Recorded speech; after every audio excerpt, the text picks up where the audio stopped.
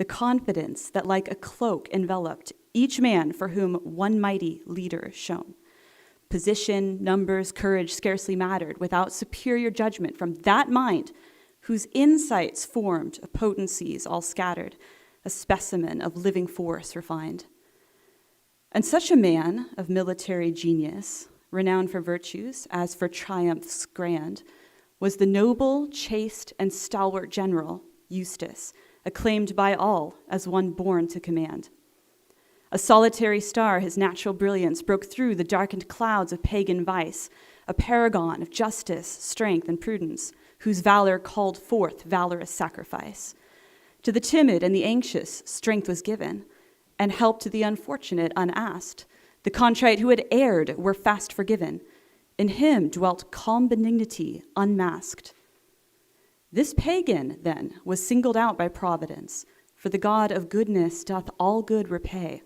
Perhaps some silent act of pure benevolence drew down the grace that changed his life one day. That summer morn the Sabine hills espied them, on worthy mounts and garbed in hunter's green, our hero with his officers beside him, his eyes alert, his countenance serene.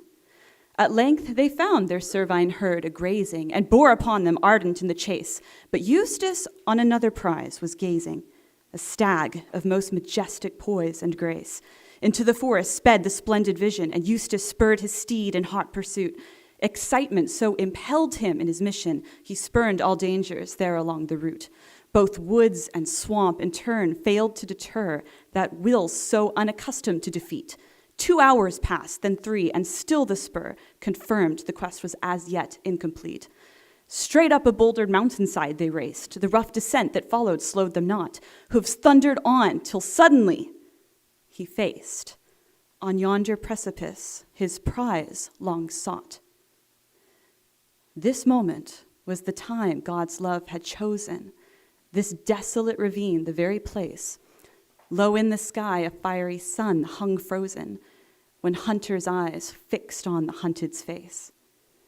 A dazzling light between its antlers shone then. Across a form thereon the general saw. The meaning of the sight was yet unknown when he heard a voice which flooded him with awe. I am the Christ thou servest without knowing. This form I took that I might speak to thee. I have seen thy deeds of charity ongoing. Thy works have made thee very dear to me.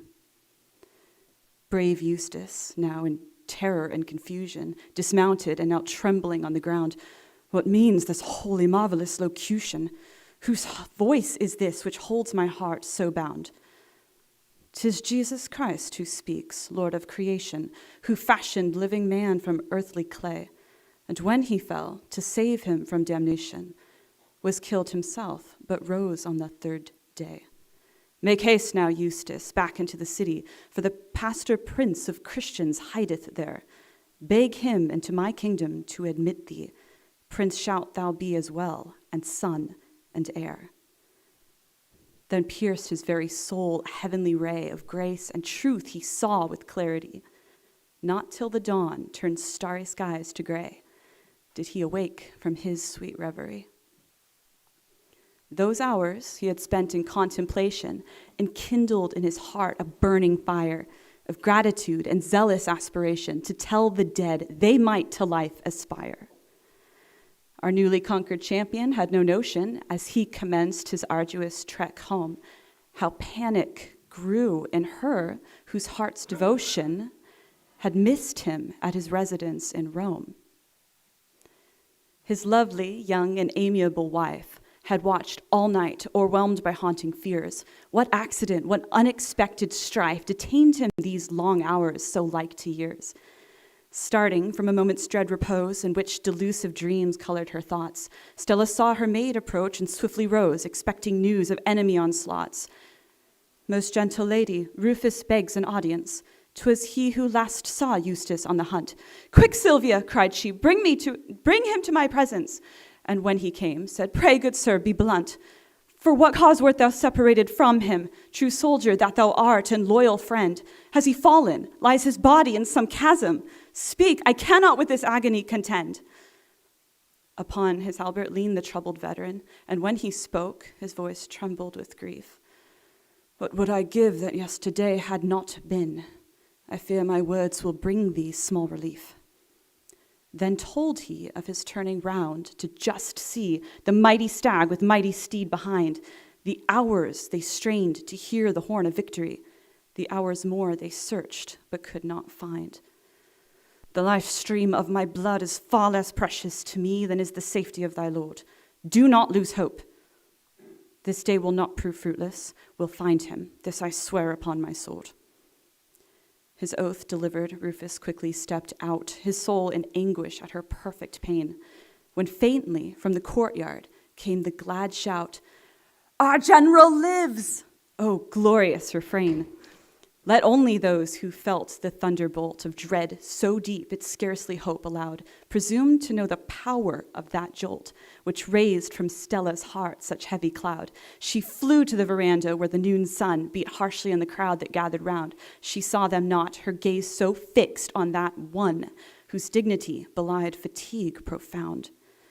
Hearts bursting did those watching see their chieftain bear all the violence of his wife's embrace.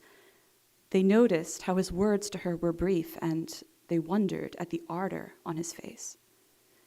When signaled to, the household disappeared, and he and his beloved were left alone.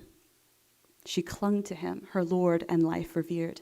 He stroked her hair and said in tenderest tone, "Stella, such a tale I have to tell thee, but canst thou bear it now? I am not sure." She raised her eyes, so full of trust and beauty. "What thou wouldst say, my lord, I can endure."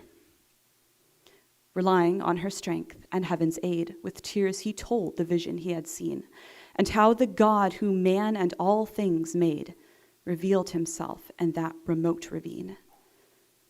Though afraid to face the dangers surely waiting, she kissed his hand and swore her loyalty.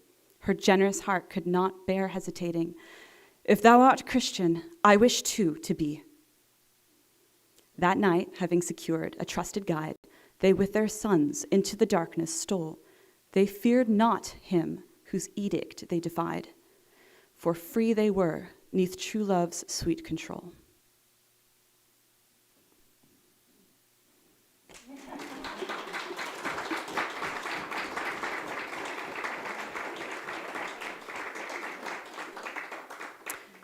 That's where the poem ends, but not the story. Shortly after Eustace's baptism in the catacombs, we think by Pope Clement, he lost all his possessions. True, he gave some of them away to the poor, but then a plague struck the area and wiped out not only all of his livestock, but even the servants in his household. And then Eustace lost his reputation when it began to be said of him that he had clearly offended the gods. And then he lost his home. Partly because of the plague and partly because of the gossip, he and his wife Stella, whose baptismal name, by the way, was Theopista, which means faithful to God, decided to move, take their 2 boys, find somewhere far away where they could raise their children and practice their faith in peace. That was their plan anyway. But it was not God's plan. God's plan, in fact, was that Eustace should lose his wife. You already heard from the poem that Stella was an exceptionally beautiful woman, so he was a completely corrupt man, very perverse, and he sails for some days before he tells Eustace, "I'm not taking you any further without payment, so you can just get off right here and go find some money." He docks the ship at some random port, sends Eustace and the boys ashore to try to procure funds to finish the journey. Only when the husband and the children were on land, he weighs anchor and sails off with Theopista captive on board. And Eustace watches it happen. We can imagine the man's grief at this juncture. Maybe. After giving vent to that grief and begging God's grace to sustain him, Eustace started traveling with his sons, who were both very young, by the way, about 2 and 5, respectively. He heads off, nowhere in particular, looking for he's not entirely sure what, his heart all but crushed by the loss of his spouse. And eventually he comes to a river, which he sees is fordable, so he buys it. That was a joke. You're not going to get many jokes in this talk, so I have to work them in where I can. No, he sees the river is fordable, but he can't do it with both children at once. So he picks up the 2-year-old, he starts into the water. He's just setting the little one down on the far bank when he hears screams coming from the opposite shore. He turns around, and there is his eldest son being dragged off by a lion. So he plunges back into the river, gets about halfway across when he hears the little one crying, turns around and sees his 2-year-old in the mouth of a wolf. And so Eustace lost his children, just like that.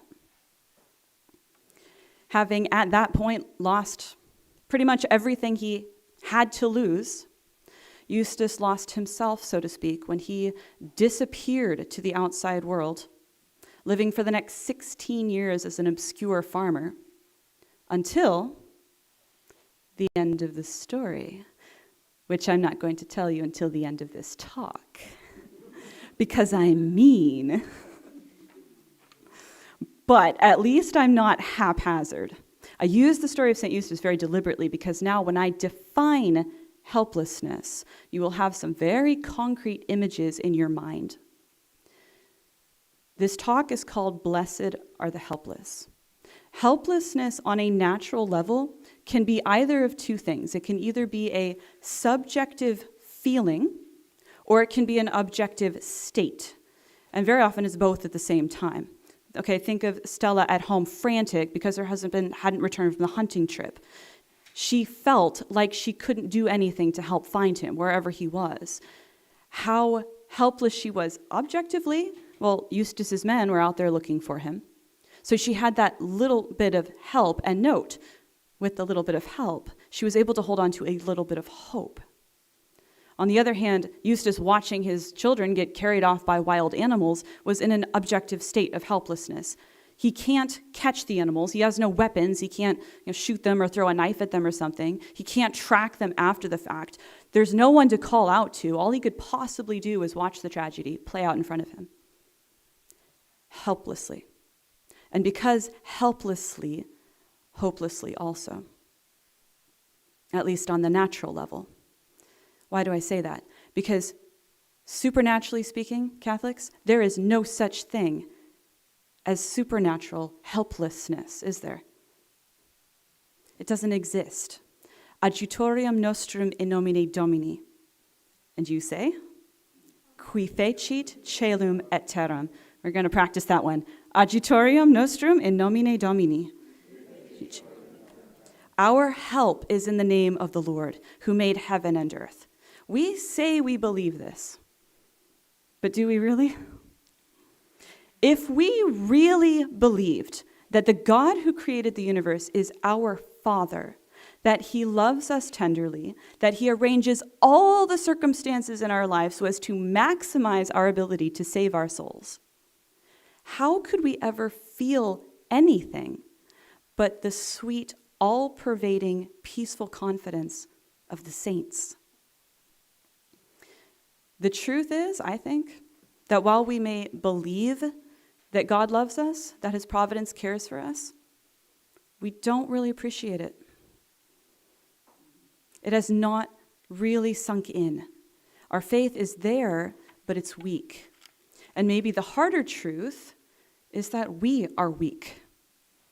We don't always see it, right? Especially when things are going really well. The noble, chaste, and stalwart General Eustace, acclaimed by all as one born to command. This man had everything.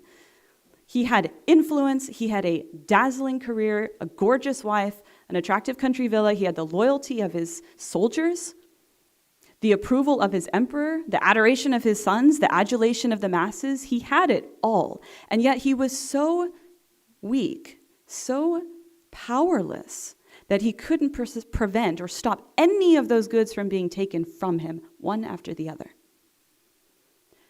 Weakness, helplessness, powerlessness. These are three virtually synonymous terms for when we want something, and not necessarily something material. It could be we want something good to happen or something bad to not happen. But we want something, and there's no way for us to get it. We can neither effect the good nor prevent the evil. Whether or not our feeling incapable corresponds to reality objectively is a separate question. But this much we have to understand Catholics, that helplessness, both the feeling and the state, is a good thing. Blessed are the helpless, and I will tell you why. Or better yet, I will let St. Maximilian Kolbe tell you why. When he penned these words I'm about to read to you, he had been in Japan as a missionary for 1 year. So he's writing back to his Polish friars at Niepokalanów. He had just had 3 of his original band of 5 Franciscan missionaries leave Japan because they were discouraged by the extremely impoverished living conditions and the insane workload. I think he would admit it was pretty insane. St. Maximilian's health was not good, and to top it all off, the Catholic authorities in Nagasaki had been giving him a hard time, questioning whether he even had Rome's approval and permission to be doing the work that he was doing there. It was in the midst of all of that St. Maximilian wrote this, quote, "Dear brothers, I admit that for some time, because of the difficulties here, I was depressed, and I yearned for respite. But it's better if one recognizes one's weakness and clearly sees that it is not the brave energy of man which accomplishes everything, but rather the merciful hand of the Immaculata. To her be praise for all eternity." End quote. Natural helplessness, the feeling or the state, or both, forces us to turn to God for help. And that turning to God is salvific on 2 counts. First, it's an act of humility. I can't do this. It's an admission of our own powerlessness. And God gives his grace to whom? The humble. The humble. God gives his grace to the humble. Second, it's an act of faith because we don't ask help from someone we don't actually think can help us. Well, without faith, it's impossible to please God. But with it, we can move mountains. It should be our bedrock conviction, ladies and gentlemen, that our sanctification is God's aim in all his dealings with us. God bless you. Dom Vitalis Lahodi, author of the book that every Catholic on earth should read, Holy Abandonment, he says, quote, "Always and everywhere, our sanctification is the work that exclusively occupies God. It is his purpose underlying all occurrences, great and small, which agitate in different ways, nations, families, the lives of individuals. It explains why God wills that I should be sick today, contradicted, humbled, forgotten, why he has prepared this happy event for me, or faced me with this difficulty, caused me to hurt my foot against this stone, exposed me to this temptation. It is his love for me, his desire for my happiness that regulates all his actions.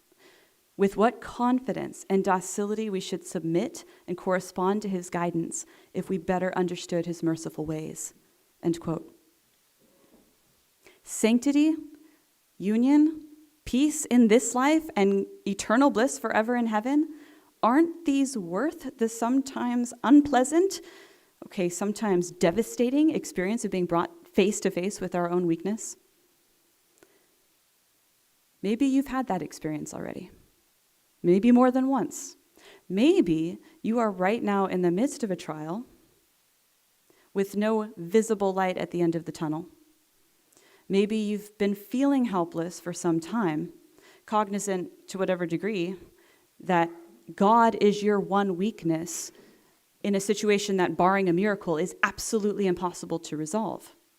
If so, take heart. This talk is for you. No matter what form your helplessness takes, there is hope. And helplessness can take many different forms, can't it? We'll look at a few of them in this presentation. 11 of them. And we're going to face them together, as it were, because I want to do my best to help you see God's goodness behind every single one of these forms of helplessness. My guess is at least one of them will apply to you maybe multiple of them apply to people that you know and what they're going through. The first form of helplessness, maybe the most obvious, is physical helplessness. Maybe your health has suffered some kind of collapse.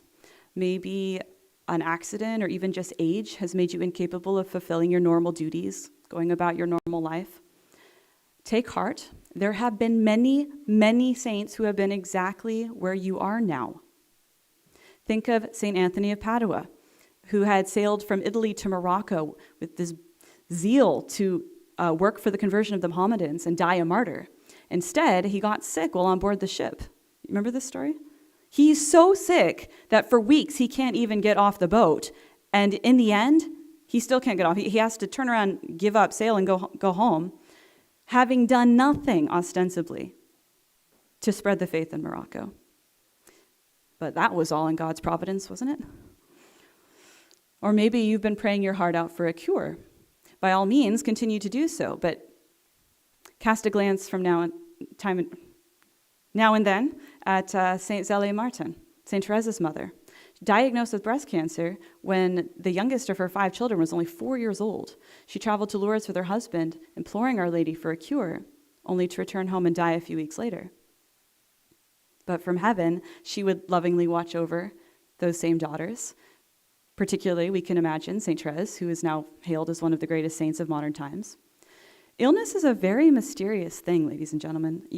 If you haven't yet considered this, please do, that this physical helplessness you could be suffering from is actually intended by God to give new meaning and direction to your life.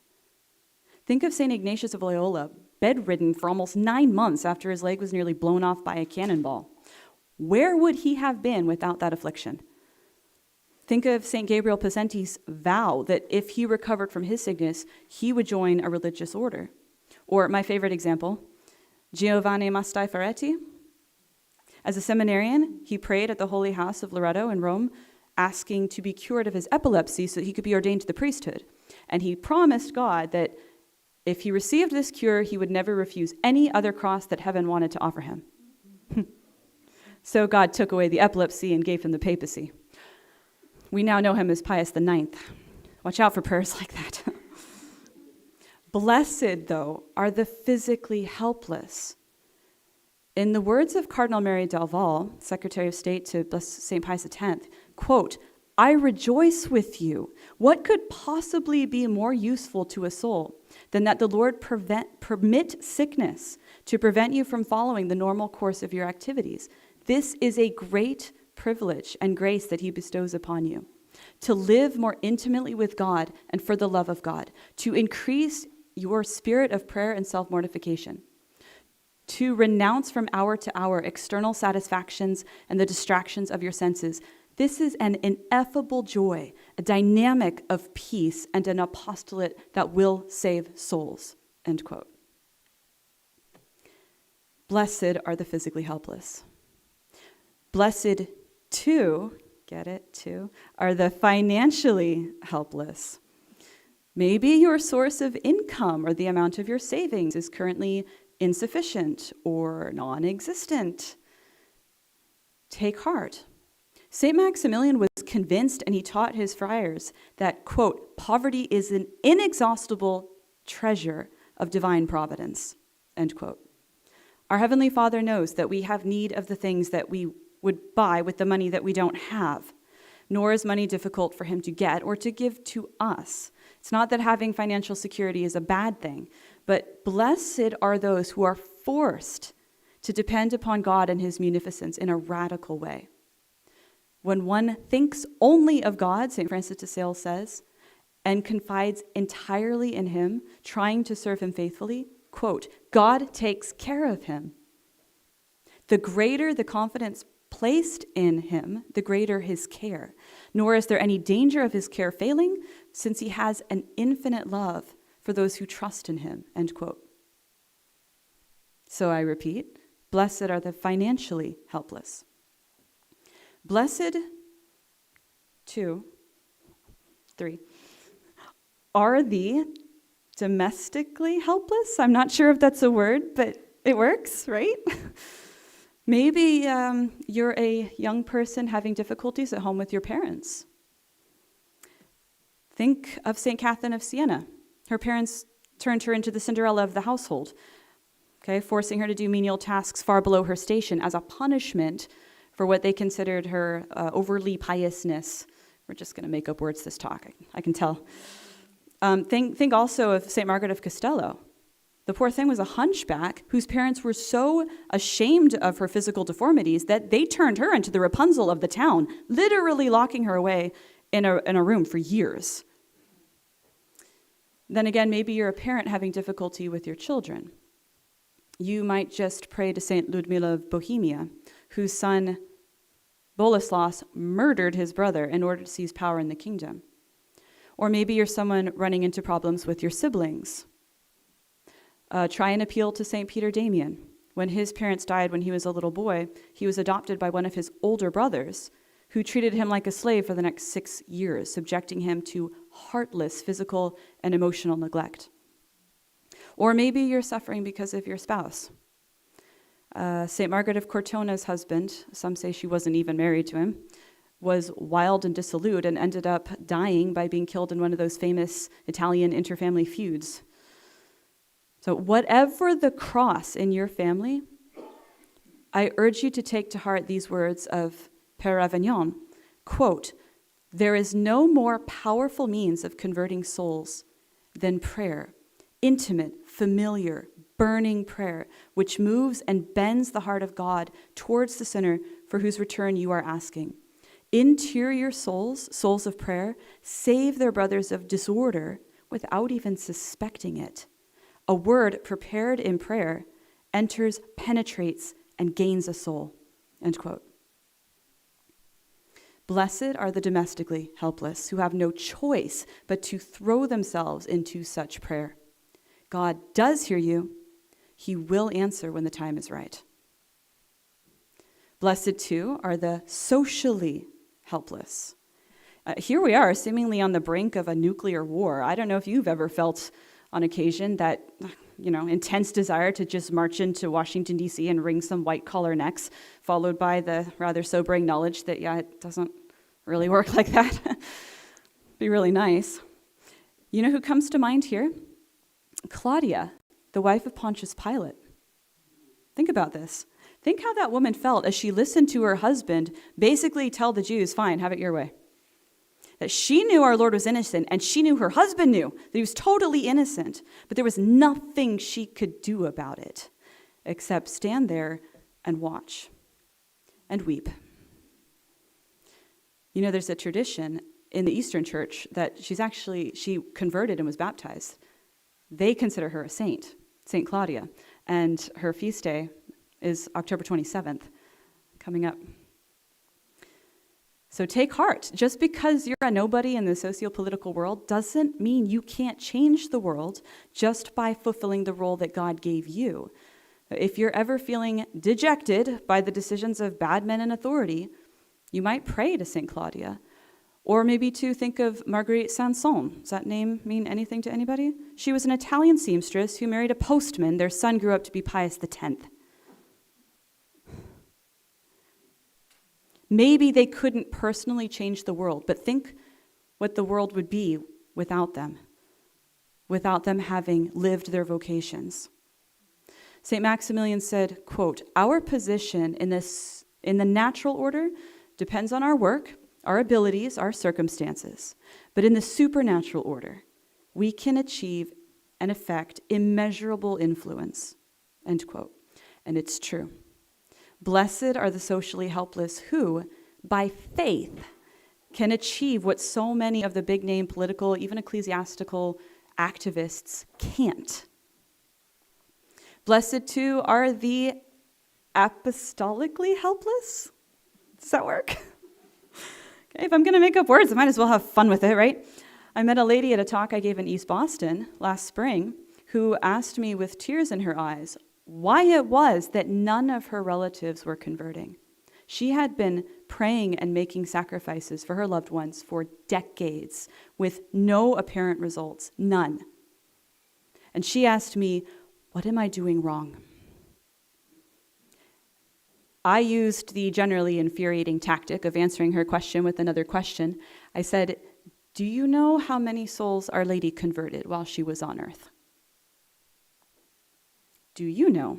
The answer is none that we know of. Think about that. Here's our Blessed Mother, ravishingly beautiful, unspeakably holy, possessing an irresistible power and influence over the heart of God. She had more zeal blazing in her heart for the conversion, sanctification, and salvation of souls than all of the patriarchs, prophets, popes, martyrs, mystics, missionaries, fathers, and doctors combined. And we do not know of her having converted one soul while she was alive. And yet we know she did, right? How could she not have? She was more beloved by God than any pure human person he had ever created. And so we know by faith that she effected more good in this world, converted more souls than any human who ever lived, possibly all of them. I mean, how is that? How does that work? Because, ladies and gentlemen, ultimately, only love matters. Results are God's business. What he wants from us is our love. When our Lord told the poor Clare mystic, Sister Mary of the Trinity, it is enough for you just to be. I think this is what he was talking about. Holiness isn't in doing, it's in being. In being what? In being in love. When people are in love, they are constantly thinking of the other person, talking to him, talking about him, spending time with him, giving him presents, praising his good qualities, looking for opportunities to make him happy. That's all sanctity is. That's all Our Lady did her whole life, and that's all we need to do in order to save many, many souls. Yes, of course it hurts not to see the results. But Father Levosic put it very beautifully when he said, quote, "Soul pain is the price of conversions. If you want to win souls for Christ, you have to be willing to endure the anguish for sin that sinners themselves do not feel. You may have to go through the agonies of delayed hopes and even seeming failure at the end for one whose soul has been your deep concern. But your sincere devotion to bring that soul to Christ will not be in vain. God alone knows the secret workings of his grace in souls." End quote. Blessed, therefore, are you when you feel apostolically helpless. Just wait. In heaven, you get to see all the souls that God actually was saving through you. Until then, take heart. Love is never barren. So far, I've covered 5 types of helplessness. If you were counting, did the fingers help? Physical, financial, domestic, social, apostolic. But these are just the tip of the iceberg, aren't they? Because those are 5 exterior forms of helplessness. Helplessness, we all know, can also be interior, beginning with emotional helplessness. Of course, we want to feel happy. God created us for happiness, but sometimes we don't. And what's more, sometimes we can't. Our feelings are not always in our power to control, and we can't always help but feel sad, feel discouraged, feel depressed, lonely, angry, bitter, no enthusiasm, no consolation. It's not a nice place to be, is it? Maybe you're in a state of emotional helplessness right now, or know someone who is. Take heart. It won't last. That's the nice thing about feelings. They never last. It may help, too, to remember that negative feelings like that never come from God, ever. They always come either from the devil or from our own poor, wretched, miserable selves, which means that when God allows them, he does so with the same end in view as when he allows any other trial in our lives, our good. Here's some beautiful advice from Father Emile Newbert. Quote, "Tell your Heavenly Mother everything that disturbs or impresses you. She understands the turmoil in the depth of your heart. She understands what you yourself cannot understand. Are you sad? Share your affliction with her. She will help you to endure it or will change it into joy. Do you feel discouraged? Lay your fears, your failures before her. She will obtain real success for you. Are you unable to make a choice in the midst of perplexities? Consult her. She will enlighten you and guide you. Are you without strength and willpower? Come closer to her and renew your energy. End quote. Blessed are the emotionally helpless, forced to turn to God and Our Lady for consolation. They will not disappoint you. Blessed, too, are the psychologically helpless. Maybe you're troubled by something. Maybe you're lacking peace. Okay, there could be many, many causes for this. Perhaps it's your past sins that are bothering you. If so, St. Francis de Sales would tell you this, quote, "You have committed many faults, it is true. But where is the foolish person who would think it in his power to commit more than God could forgive?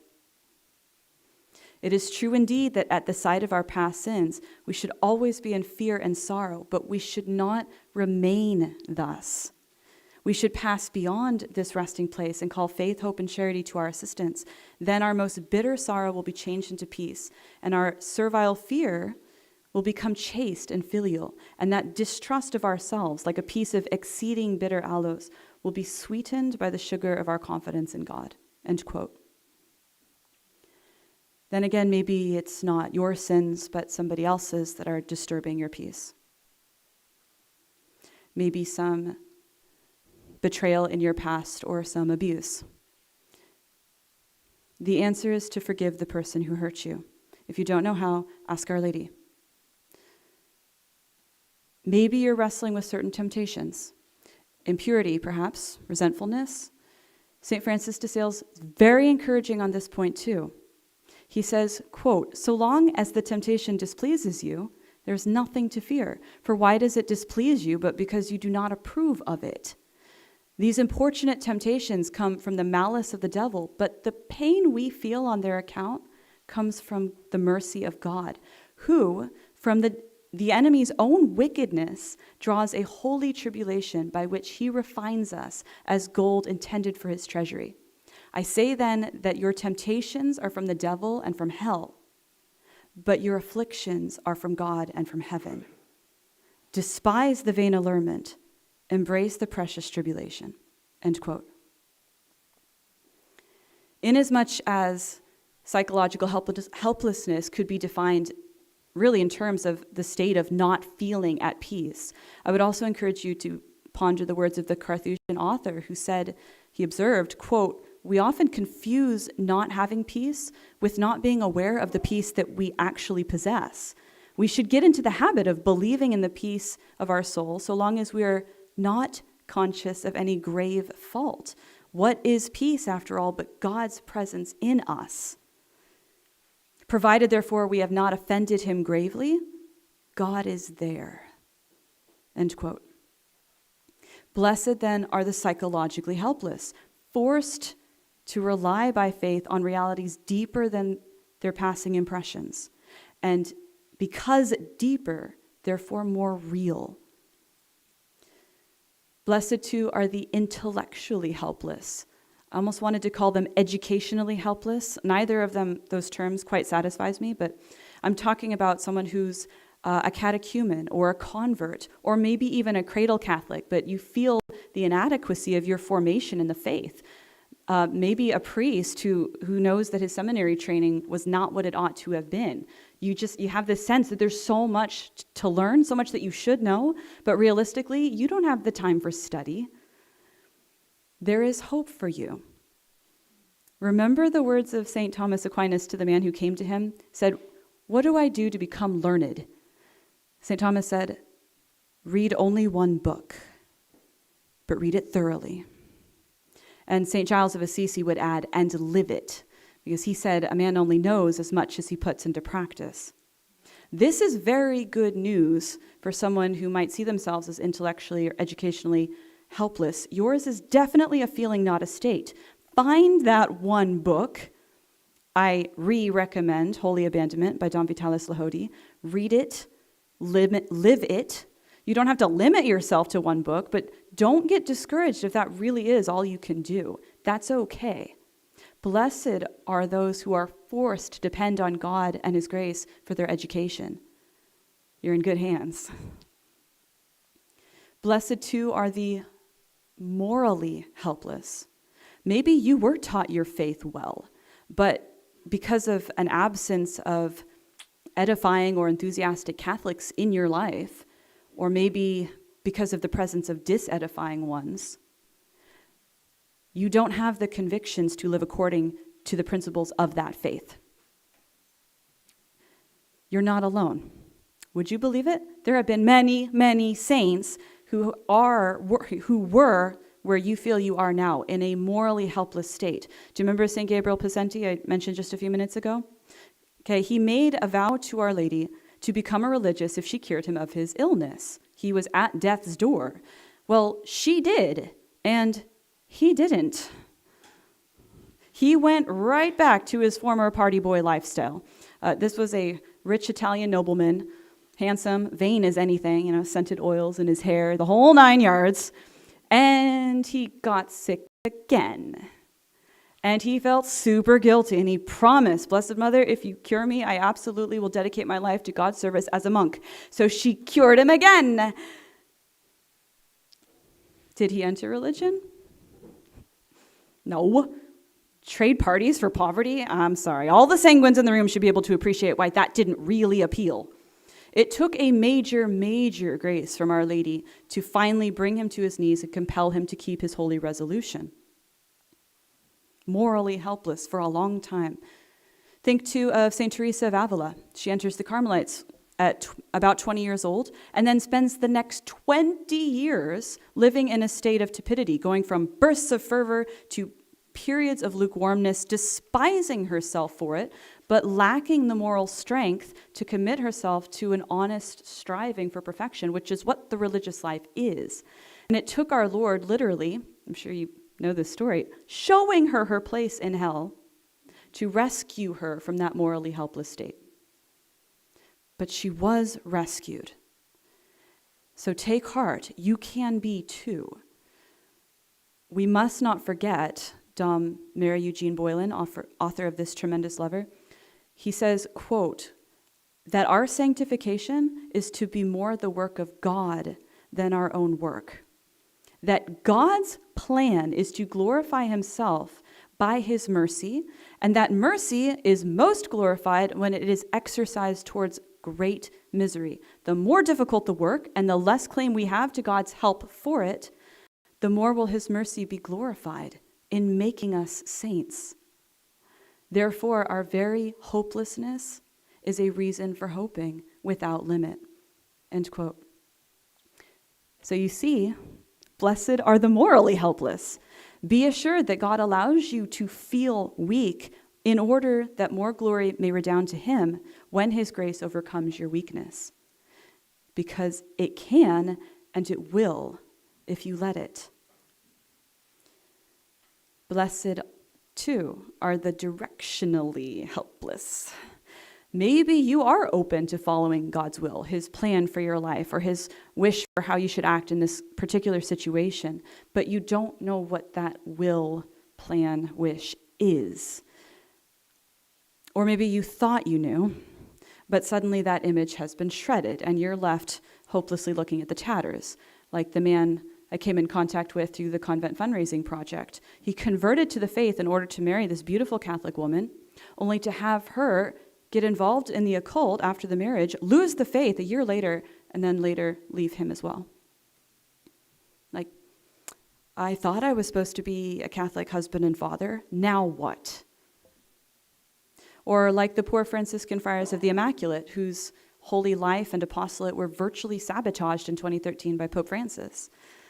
Or like St. Teresa's father, St. Louis Martin, who was sent away from 2 monasteries before he met the woman who would become his wife, not because there was something wrong with him, but because his superiors were just able to discern, this isn't your vocation. If you are in this state of directional helplessness or know someone who is, Dom Boylan would counsel you as follows, quote, there are a number of occasions when we cannot be certain of God's plan. In such cases, ordinary prudence should be used, and care taken not to lose our peace of mind. God will never be angry with us for failing to follow an uncertain lead where his will is not clear. We should never let our doubt become a source of uneasiness to us or of estrangement from him.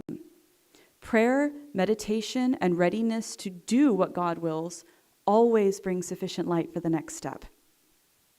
So, end quote. So blessed are the directionally helpless, forced to trust that all will be revealed in God's time. It will. Now, at this point, I have touched on 5 forms of interior helplessness: emotional, psychological, intellectual, moral, directional. But there's one more that we have to look at because it is hands down the most universally applicable as well as the most blessed of them all. And that is, if you were 5th graders, I'd ask for a drum roll. Hey, thank you. The spiritually helpless. That's us. That's all of us. That is me and you and your best friend and your spiritual director and our beloved Pope Leo XIV. And guess what? If Padre Pio were still alive, he would be in this category too. Spiritually helpless. That's everyone. We have no perfection, no goodness, and no hope of acquiring either of those apart from what God in his mercy through the Mary Immaculate gives us. We cannot make ourselves holy. Some people seem to have this impression that they can, if they go through the motions, if they can check off their spiritual exercises the way they check off physical exercises. 5 sit-ups, 10 Hail Marys, 20-minute morning jog, 30-minute morning meditation. Check. They're good to go. Then they lose sight of the fact that it's grace, ladies and gentlemen, that makes us holy and pleasing to God. Spiritual reading is good. The rosary is good. Daily Mass is really, really, really good. And so on with all those other works of piety. But these are all channels of grace. The benefit we derive from them is almost entirely contingent on our dispositions. These things are opportunities to grow in God's love, but they can only be effective to the extent that there are no obstacles in the way of that grace. And do you know what is the number one impediment to the influx of grace in our soul? It's pride. It's pride. Don Boylan explains why. Fascinating passage. Listen to this. Quote, God's primary motive in all of his works, creation, redemption, every single act, must not be less than himself. This is a law of his being. He cannot subordinate himself in his divine nature, to a creature without self-contradiction. So pride, which makes us appropriate to ourselves all the glory of the good that we have or do, is directly opposed to this law of God's action and therefore puts a limit to it. God cannot pour out his graces, his gifts, on the proud without self-contradiction, as long as they remain obstinate in their attitude. God himself tells us by the pen of St. James, he resisteth the proud and giveth grace to the humble, end quote. And this is, ironically enough, the reason I say that spiritual helplessness is the most blessed state of all of them. Because as soon as we see and appreciate and really internalize the fact that we need God's help for absolutely everything, that it was his beneficence that supplied us with all the temporal blessings we now enjoy, that it is his mercy that deprives us of one or other of those blessings for the sake of our spiritual well-being, that without his compassionate love upholding us at every moment throughout our trials, we would be psychologically imbalanced, frustrated, emotional basket cases. As soon as we acknowledge that our only grounds for hope, our terra firma, is God's limitless forgiveness waiting for us after each fall, ready to restore us as often as we repent to the status of his beloved children, then and only then do we see the truth And what did St. Therese say? Humility is the truth. So when we can say from our heart, my God, I can't do this. I can't fix this. I can't stop this. But you can. When we can say that, ladies and gentlemen, and mean it, then we are in a state of humility. We are in a state of readiness to receive the grace that our Heavenly Father wants to give us. And that is a blessed, blessed state. It's not rocket science. When we see a helpless person, we want to help him, especially if it's someone we love. And few things in life are more painful for us than watching our loved ones who need help refuse to accept it. Let's not do that to God. Don Boylan says, quote, "The waywardness of weakness and the faults of frailty can be forgiven by love, precisely because it is love. But there is one thing that love finds it most difficult to forgive. One thing that causes love, because it is so deep a love, intense anguish. And that is self-sufficiency. Love of its nature is dependent and calls for dependence. Love wants to give, and nothing can be given to the self-sufficient." End quote. So it should be our delight, our joy, to depend on our God. Adjutorium nostrum in nomine Domini. Our weakness, our powerlessness, our helplessness, ladies and gentlemen, should not be a cause for depression, but for confidence. That is one of the most amazing paradoxes of our faith, that when we are weak, then we are strong, with His strength. And the higher God wishes to raise us, the more He plans to empower us to do some good in this world, the more essential it is that He brings us face to face with our own helplessness, so that we can learn, as St. Maximilian said, never to rely on ourselves. You find me one saint who didn't experience this starting out as a nobody, this having to learn to be at peace with his own incapacity for anything. You won't find one.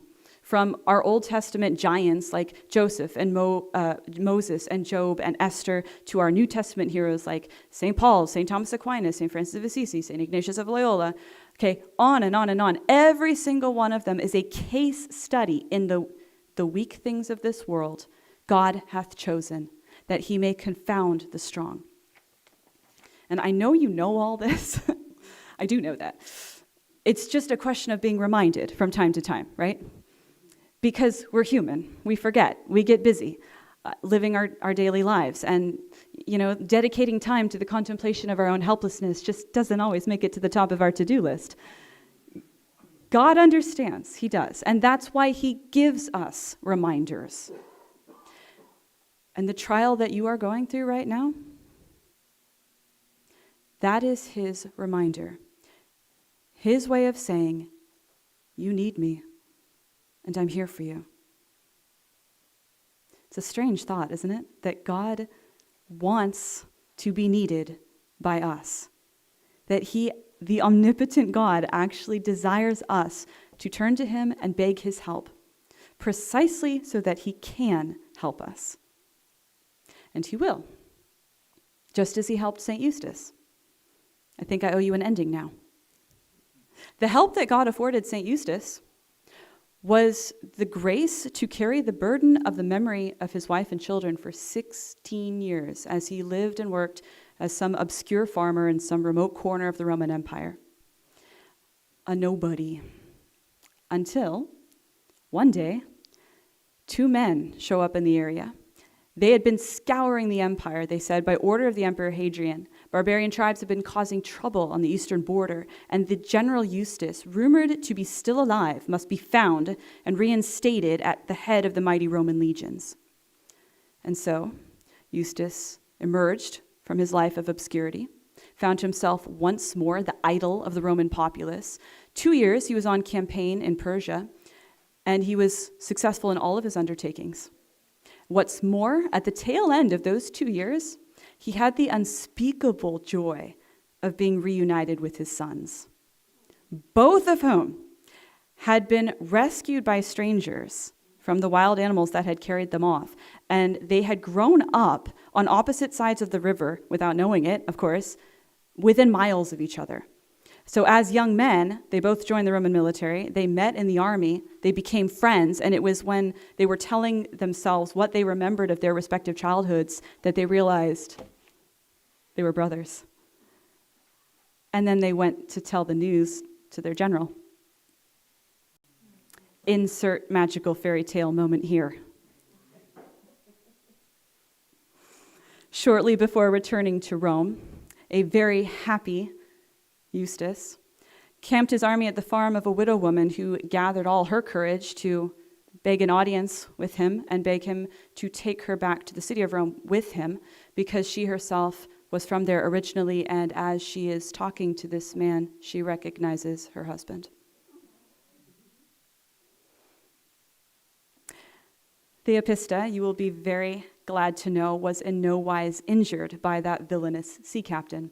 As soon as he struck anchor and she had burst into tears, he was immediately overcome with remorse for what he had done. He couldn't turn the ship around, but he did drop her off at the nearest port, entirely uninjured. And so God reunited these four noble souls only weeks before their ultimate triumph. Because, of course, when Eustace got back to Rome, he was obliged to tell his paganness, the Emperor Hadrian, that he would not be offering the customary sacrifice to Jupiter in thanksgiving for his victories in the East. He was a Christian. In fact, they all were. And so Eustace and companions, they were martyred together on the 20th of September in the Colosseum. Feast day, September 20th, okay? This man's whole life is a lesson in the power of helplessness, the blessedness of helplessness. What would have become of Eustace if God had not reduced him to those straits? Who knows? And the same question could be asked and the same answer given for every single saint who has ever lived. God brought them all ad astra per aspera, to the stars through difficulties. That was their path, and it must be ours also. But fear not, adjutorium nostrum in nomine Domini. Thank you.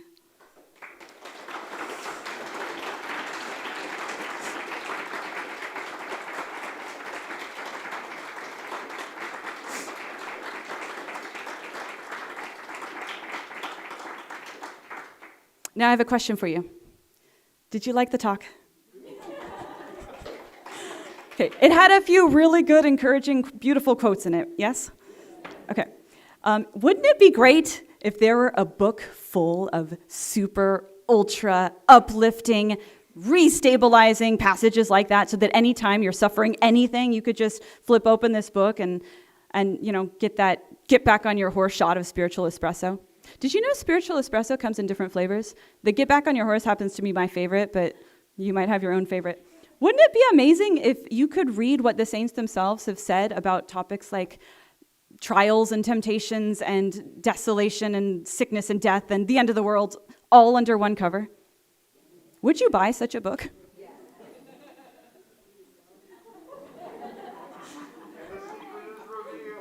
Can I hold you to that?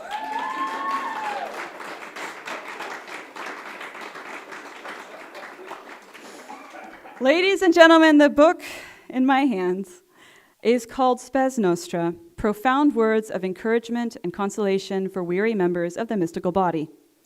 I wrote the subtitle.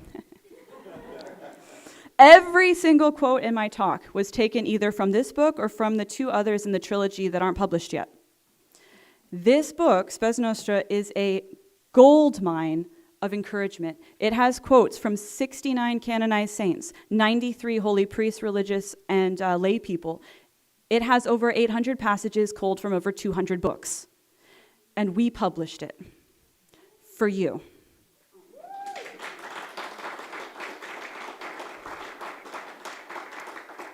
Not as a how-to book, but as a go-to book, a sort of tolle et lege, take up and read it when you need it kind of book. Because all of us are suffering right now. Don't try to tell me you're not. All of us are wrestling with this, that, or the other thing. And we all need reminders that no matter how hopeless and alone we may feel, we never, ever actually are. This book is full of those reminders. Now available at a conference table near you. Thank you.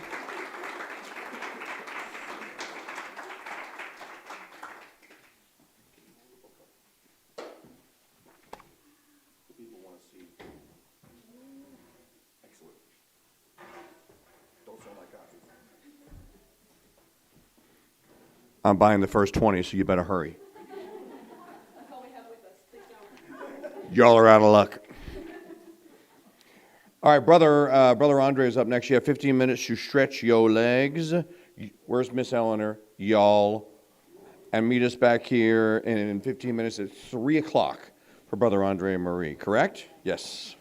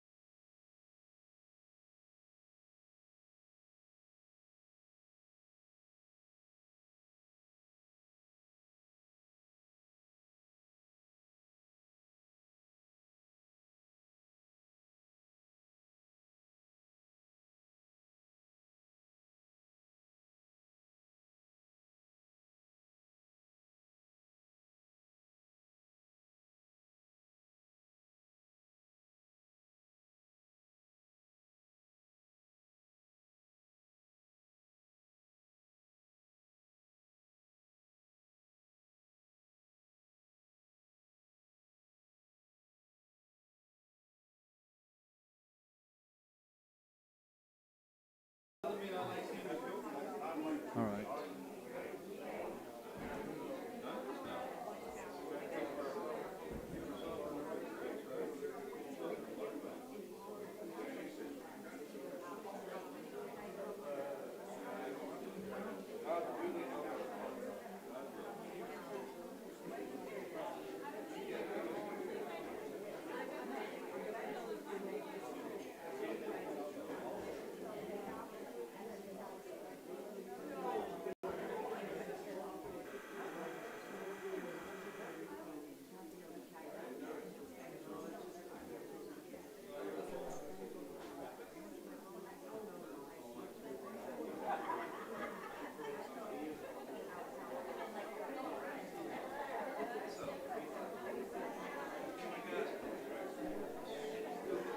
Ladies and gentlemen, please sit down. Y'all. Where's your mom at when I need her? Oh, there's Miss Eleanor. Everybody take your seats, please. Y'all take your seats.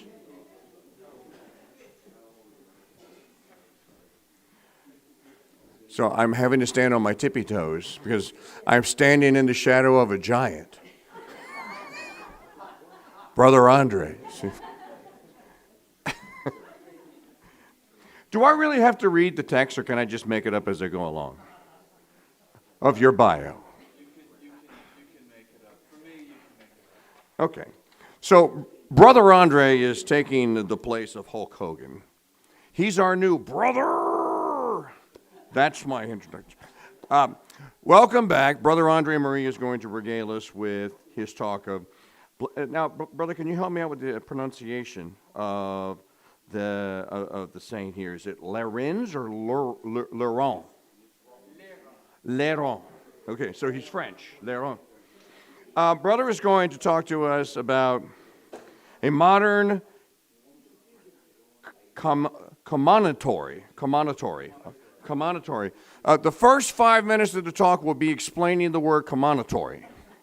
And then we're going to get into the meat and taters, or the meat and sweet taters of the, okay, that's right, see there, and we're going to have the Bro Bridge variety of the sweet potato.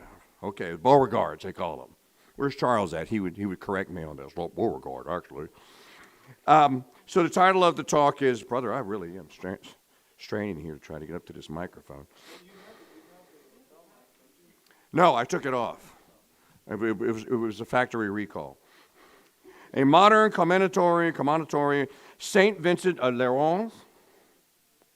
Certitude is a remedy to our modern confusion. Subtitled, Indecision May or May Not Be My Problem.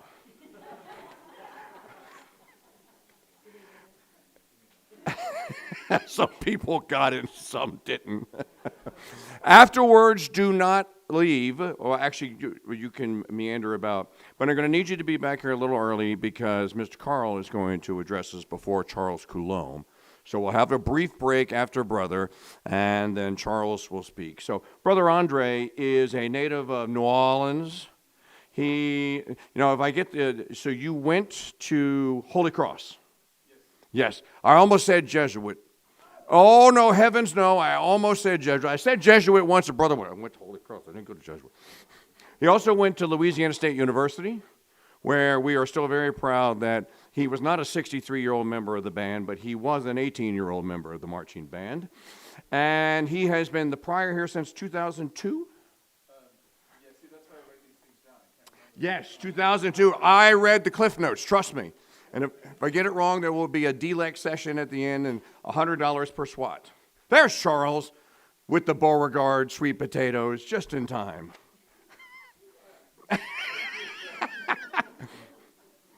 Brother is the author of Too Many Pieces to Mention at Catholicism.org, and also the Ad Rem. How many of you get the actually mailed St. Benedict Center newsletter? Brother, is there a place to sign up for that here while they're here, if they don't get it? Brother? Online. Well, we can also put out a pad of paper so people can do the old-fashioned thing. And Brother's mother is here, of course. And Brother André.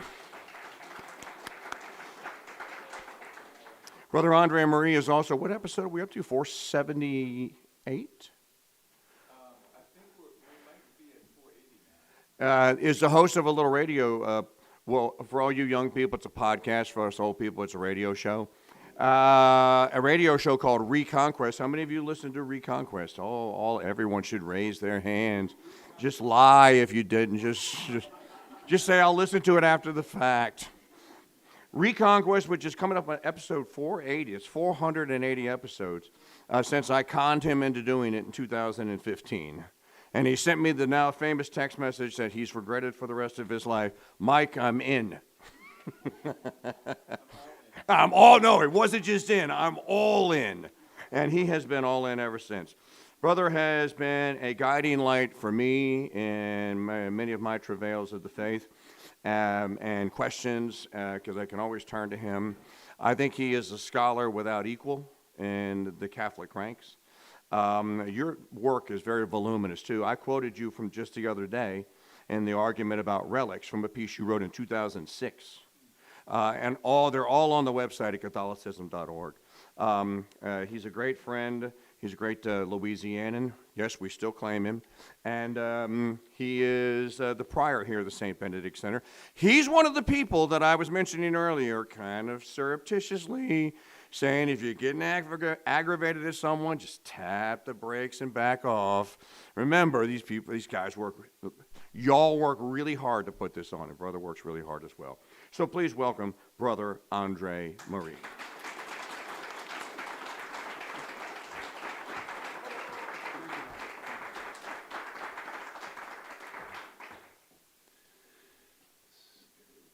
So going after, thank you, Mike, for that introduction. That was very kind of you. Even though you put me on the spot as to what year I became prior. I had to. Going after Sister Marie Gabrielle, when somebody said that's a tough act to follow, reminded me of a quip of the dear lately lamented Gary Potter years ago. I carefully crafted the schedule, and I put Sister Maria Filomena on, I think right after lunch, because I figured she'd keep people awake right after lunch. And then I put him on right after her, and it was the first time that that lineup ever happened in that particular order. And Gary got up and said, and I'll try to do my best Gary Potter impersonation, he says, "Oh great, I get to follow Sister Maria Filomena. It's Sister Sunshine and Mr. Grumpy." So from there on out, I always lined it up just like that in the conference lineup. So I hope he didn't deeply resent that. So when I give my talk, I'm going to, much to the chagrin of one of my advisors and reviewers of my talk, I'm going to read it, just like Gary used to do. I can't lie and say I'm doing it in his honor, because that was not my intention. But I'm speaking of a very technical issue, and I don't want to overlook anything, because sometimes my enthusiasm will get to me and I will skip important things. But every part of this kind of depends on the part that preceded it. As a result, it's actually a little bit shorter than I normally give. So my hope is, unless I do too many tangential asides, at the end I may have time to take some questions, so that questions can be asked just about this talk, instead of waiting for the Q&A session tomorrow night to ask questions. So if you have any questions about this, jot them down now, and I might do a Q&A thing later, in which you'll see me being more spontaneous than when I'm just reading my presentation. All right. In the name of the Father, and of the Son, and of the Holy Ghost, amen.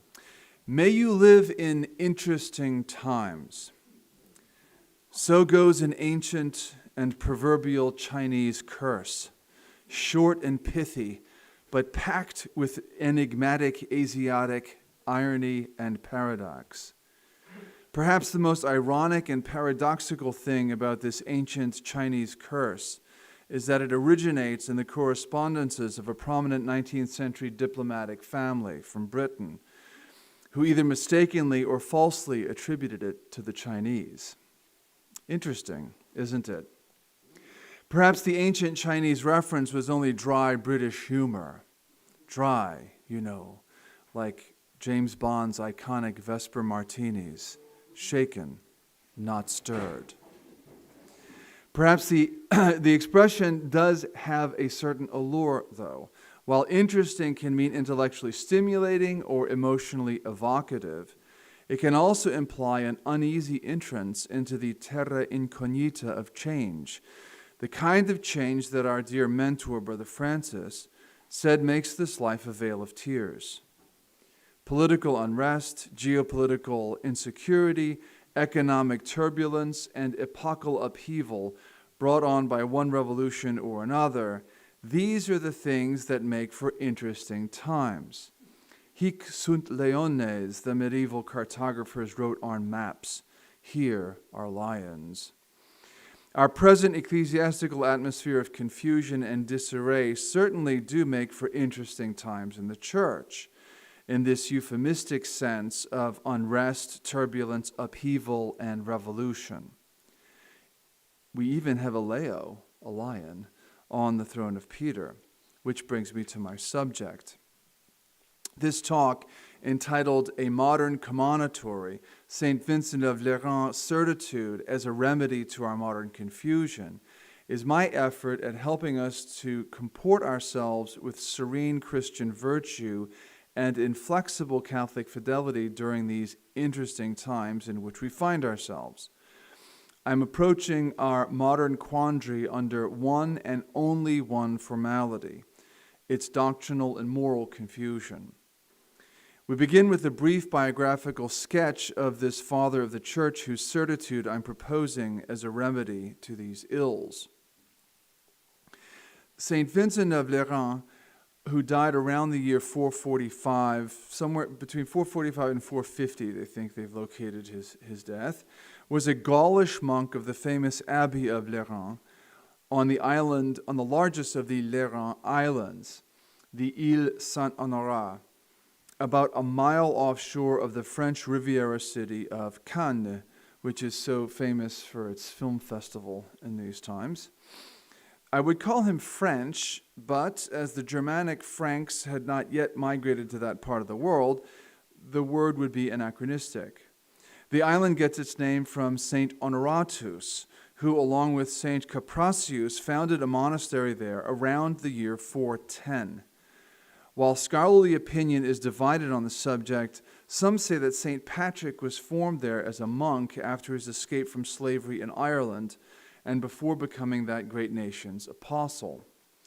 At any rate, with or without Aaron's apostle, the monastery produced numerous saints. About St. Vincent's early life, we know very little. He had a secular career of a sort, perhaps a military one, before entering the monastery as what we would call today a late vocation. His most famous work, the one that interests us here, is the Commonitorium, which is anglicized as Commonitory, which dates from around the year 434. Commonitorium means roughly aid to memory, or a reminder. And he wrote it, as he said, quote, to aid my memory, or rather, to check my forgetfulness. Specifically, his purpose was to aid his memory concerning the rule of faith for Catholics. That is, he set about, quote, to describe what our ancestors have handed down and entrusted to us, end quote, and to put down how, as he expressed it, I might be able to discern the truth of the Catholic faith from the falsity of heretical corruption, end quote. This work was lost for a millennium and was rediscovered in the 16th century when it became very useful to Counter-Reformation apologists like St. Robert Bellarmine, the great Jesuit doctor of the Church, who called the Commonitory a golden book. It is easy to see why this golden book was so useful for Catholics at that time. For among other very good reasons, sola scriptura, the Protestant heresy that Holy Scripture is the sole exclusive rule of faith, takes a devastating beating in it. And this beating took place more than 1,000 years before Luther and company of spewing forth that wicked heresy.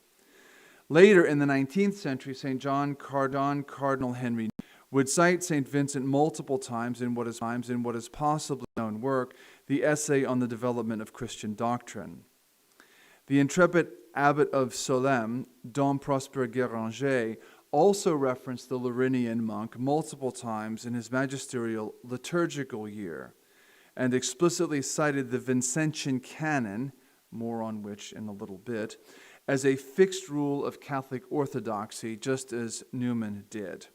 Just a little brief interruption. I need Brother Joseph or somebody to find for me the copy of the Commonitory that I either have in my bag or on my desk in my office. I completely forgot the fact that I have to read some passages from it. Sorry about that. It has been claimed that the Commonitory was an anti-Augustinian polemic, that is, a polemic against St. Augustine of Hippo, because being part of the broader ecclesiastical life of southern Gaul and sharing its common currents of theological thought, St. Vincent was a semi-Pelagian, and St. Augustine was the implacable foe not only of the original Pelagian heresy, but of its later semi-Pelagian permutation, which was not quite as bad. According to Monsignor Thomas G. Guarino, quote, the 17th century Dutch humanist Gerardus Vossius was the first to insist that Vincent's Commonitorium was a masked attack on Augustine. And this charge has been repeated by numerous scholars over the centuries, including the influential historian Adolf von Harnack. End of quote. This comes from an article in First Things magazine, Was St. Vincent of Lerins Anti-Augustinian? What is the basis for this claim that pits one father of the church against another? Again, Monsignor Guarino, quote, Prosper of Aquitaine, that's Saint Prosper of Aquitaine, a disciple of Augustine's thought, wrote to the Bishop of Hippo in AD 428, noting that the clergy of Marseille and southern Gaul, where St. Vincent's monastery of Lerins was located, believed that Augustine's teaching on predestination rendered human effort meaningless and injected the concept of fate into the life of the church. Further, according to the Gaulish monks, we first receive God's grace through our natural ability, that is, by our asking, seeking, and knocking, as the gospel countenances. The beginning of salvation is thereby located in the human being rather than in God's unmerited grace. While outlining his argument, Prosper refers to a document called Objectiones Vincentianae, Vincentian Objections, thereby placing the monk of Lerins at the center of the controversy, and instead portraying him as Augustine's chief opponent. Given Prosper's comments, later scholars started to comb Vincent's work, hoping to discover evidence of his opposition to Augustine. End of quote. Oh, good. Thank you, sister. Okay, that's, as Papa would say, that's embarrassing. All right. This work that's called by Saint Prosper of Aquitaine the Objectiones Vincentianae may or may not have been authored by our Saint Vincent. It could have been authored by another man named Vincent. But even if it were the product of our subject, the fact that he had a theological controversy with the great bishop of his day does not mean that a work that has a clear scope, namely this work, the Commonitorium, which has a clear scope and names many names of people that it's taking to task, including Tertullian and Origen, but many others besides, must somehow be a masked polemic against St. Augustine. As an aside, we should not be scandalized that one father or one saint would have a polemic against another. It happened in church history, and such polemics often benefited the church.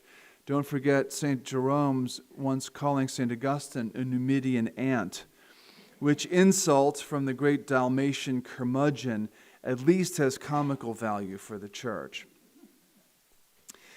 I make mention of this gratuitous supposition of the Commonitory as an anti-Augustinian polemic because if my listeners consult the Catholic Encyclopedia to learn more about St. Vincent, you'll find this there and in other places besides. But the consensus in favor of this view began to fade from scholarly circles in the 1940s, as Monsignor Guarino notes, with the publication of a Florilegium of passages on the Trinity and the Incarnation compiled by St. Vincent of Lerins.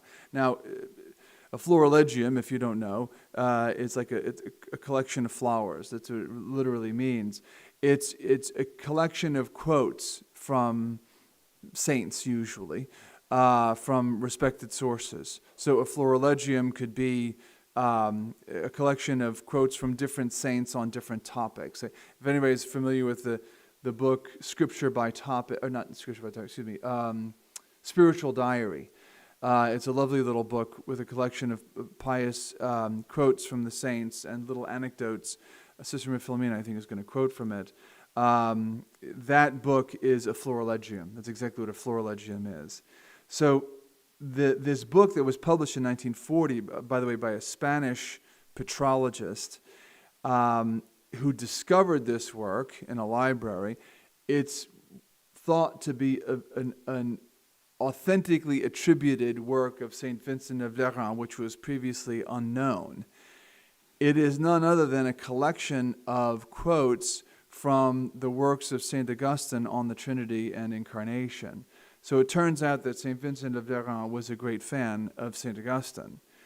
So this doesn't completely rule out the idea that he was in disagreement with St. Augustine on the doctrines of grace, because, as I say, semi-Pelagianism was in the atmosphere of southern Gaul, in Marseille, in Lerins, and where St. Vincent was operating.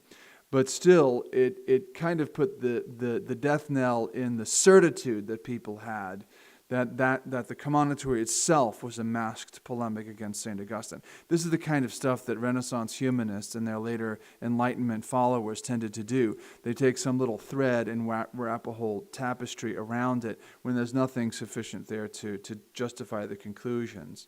Now, regarding the idea that St. Vincent of Lerins was a semi-Pelagian, it's true that he and many other prominent ecclesiastics and monastic writers from southern Gaul shared that error.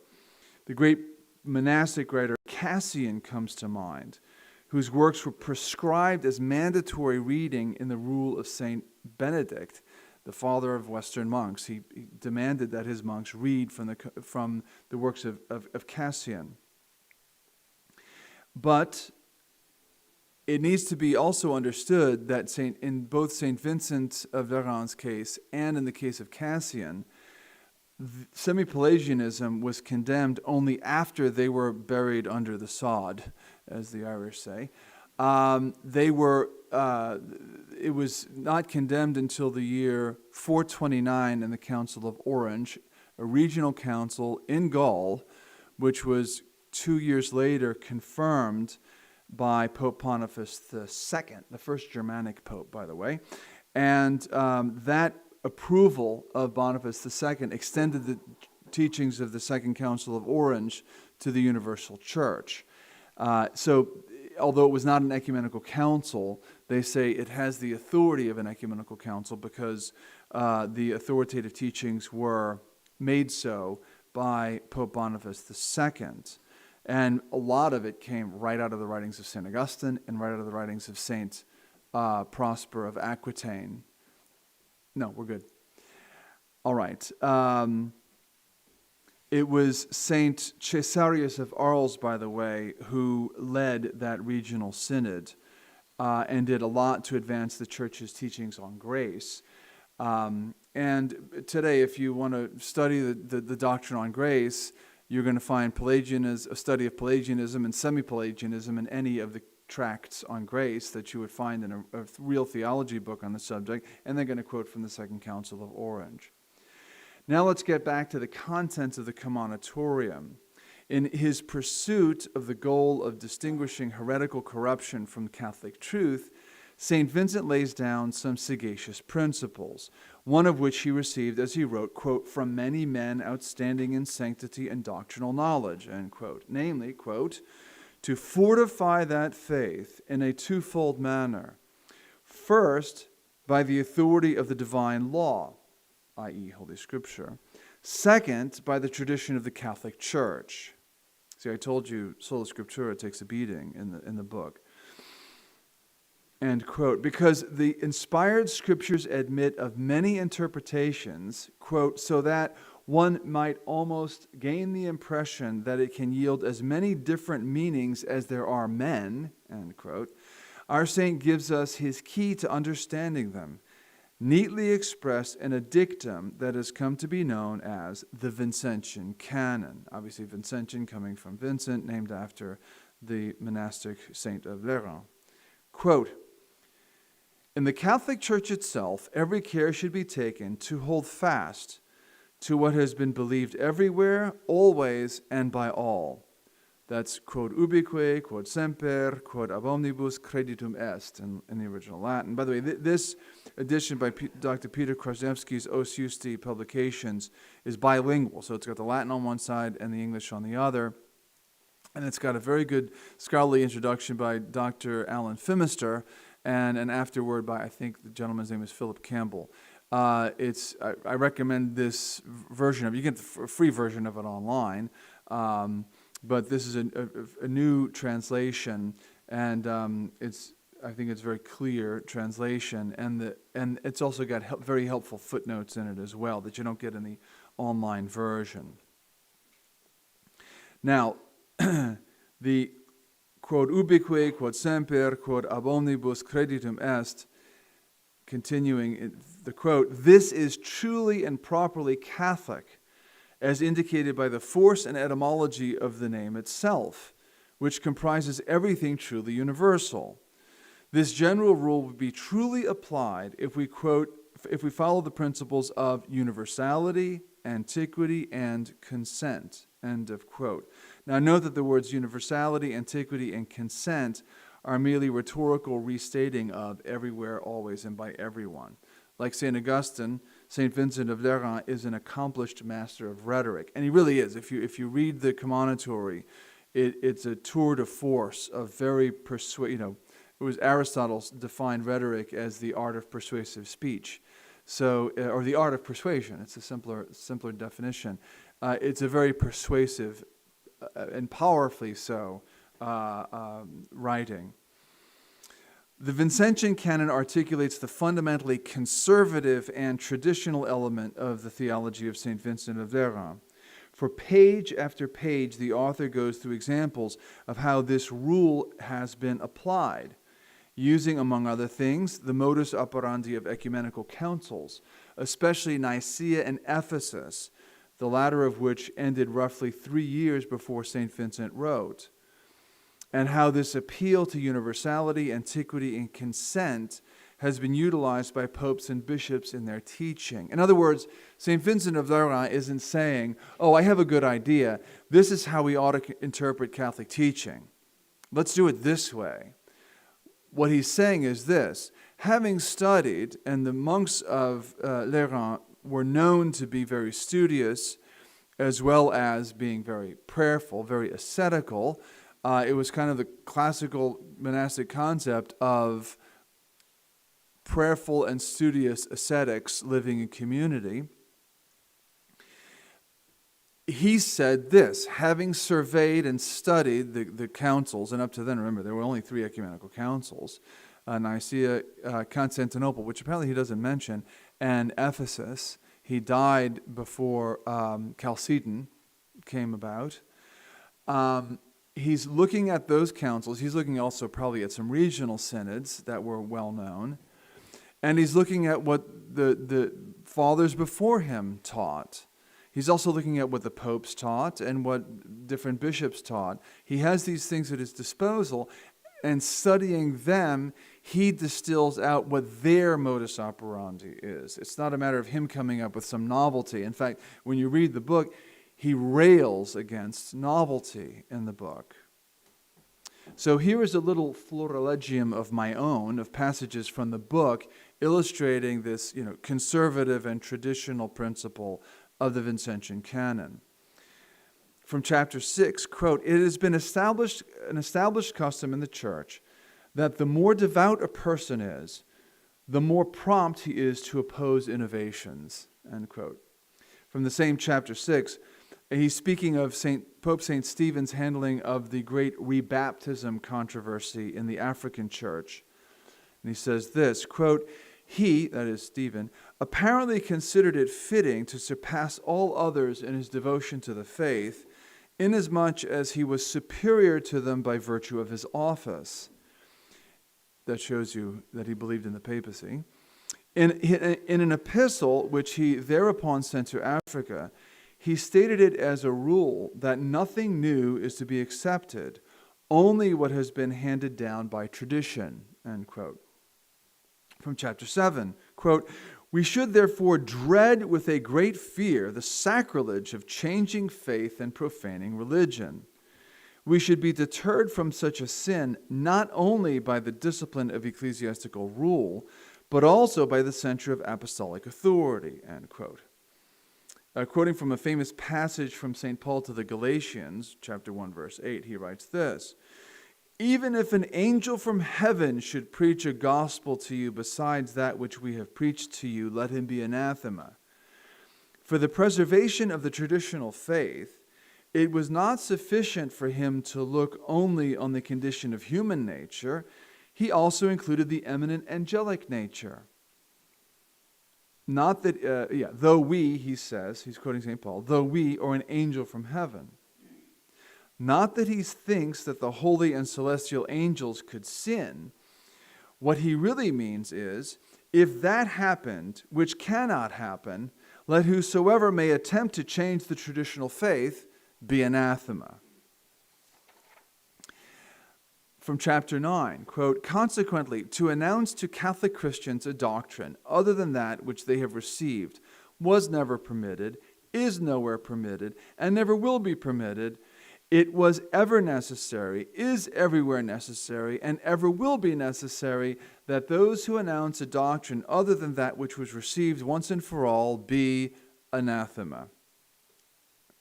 From chapter 20, quote, a true and genuine Catholic is the man who loves the truth of God, the church, and the body of Christ, who does not put anything above divine religion and the Catholic faith, neither the authority, nor the affection, nor the genius, nor the eloquence, nor the philosophy of any other human being. He despises all that, and being firmly founded in the faith, is determined to hold and believe nothing but what the Catholic Church, as he has perceived, has held universally and from ancient times, end quote. By the way, this is one of the passages that makes Gerardus Vossius and those who followed his thinking make the claim that he was writing against St. Augustine, because he's building up this big case that somebody who's so eloquent, so convincing, who has such good sound philosophy, who can really spin out a good argument and quote Scripture while doing so, is not to be followed if he departs from the tradition of the church. And there's an argument here because the monks of Lerins, we think, but certainly the ecclesiastics of southern Gaul thought that St. Augustine was teaching novelty in his teachings on grace. Remember, St. Augustine is the Doctor Gratiae. These issues were being hammered out at this time, and of course the monks from Gaul were simply wrong on the issue and had to be corrected.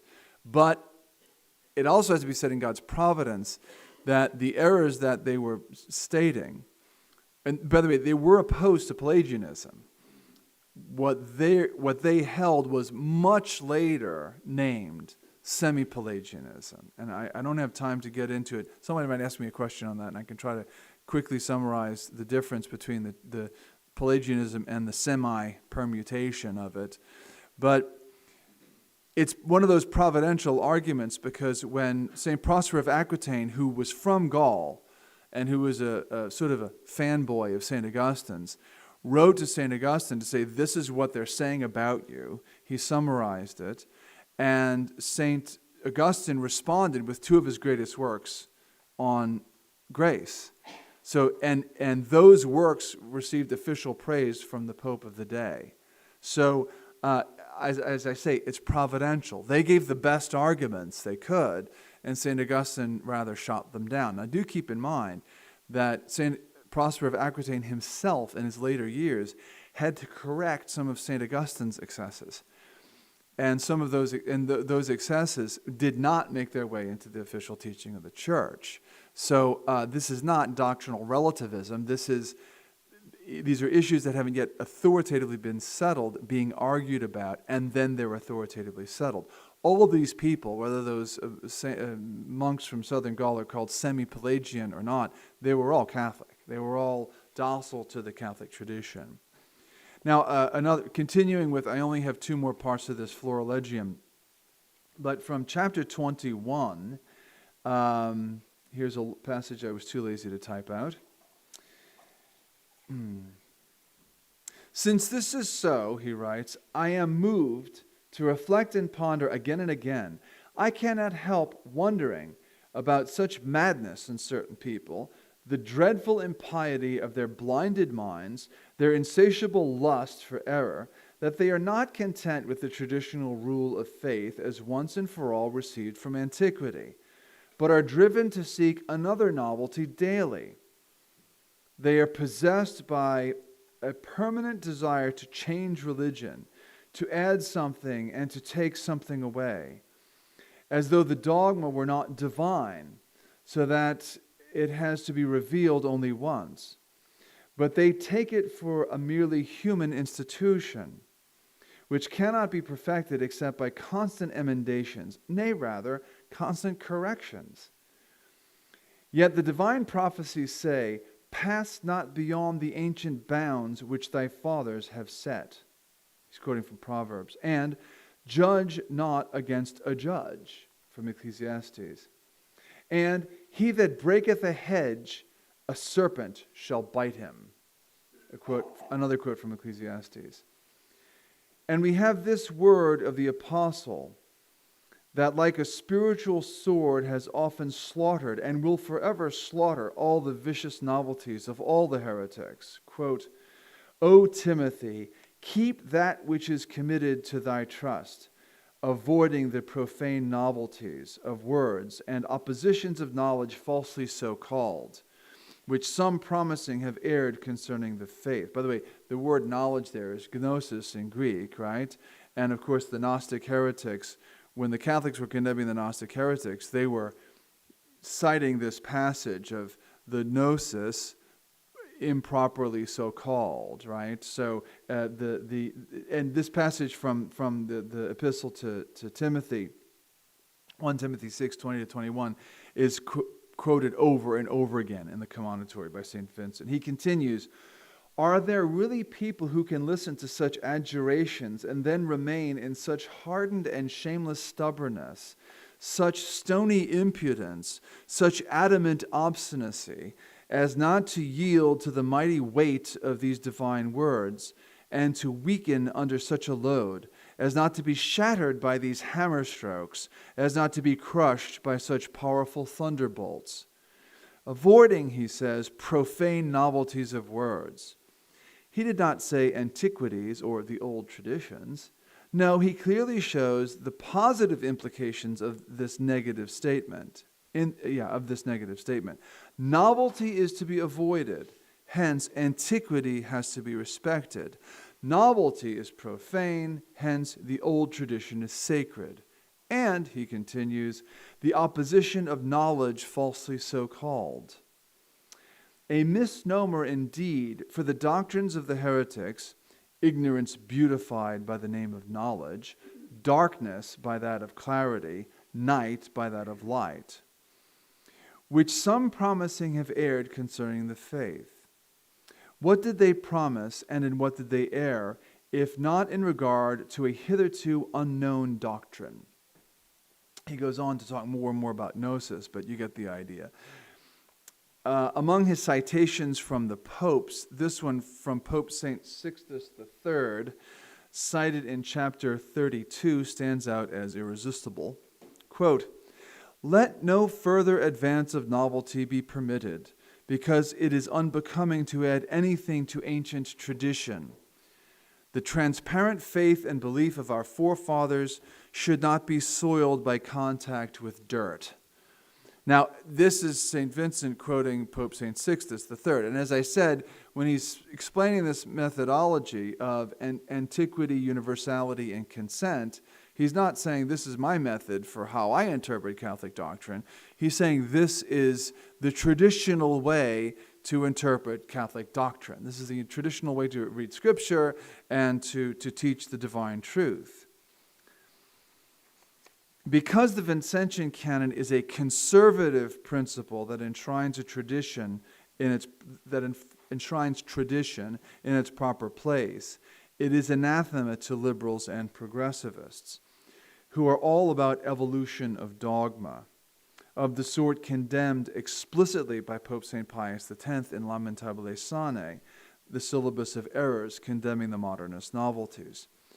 However, the Lerinian monk was not opposed to the notion of true progress, and it is on this point that he was cited by Vatican I, also by Pope St. Pius X and other popes as well.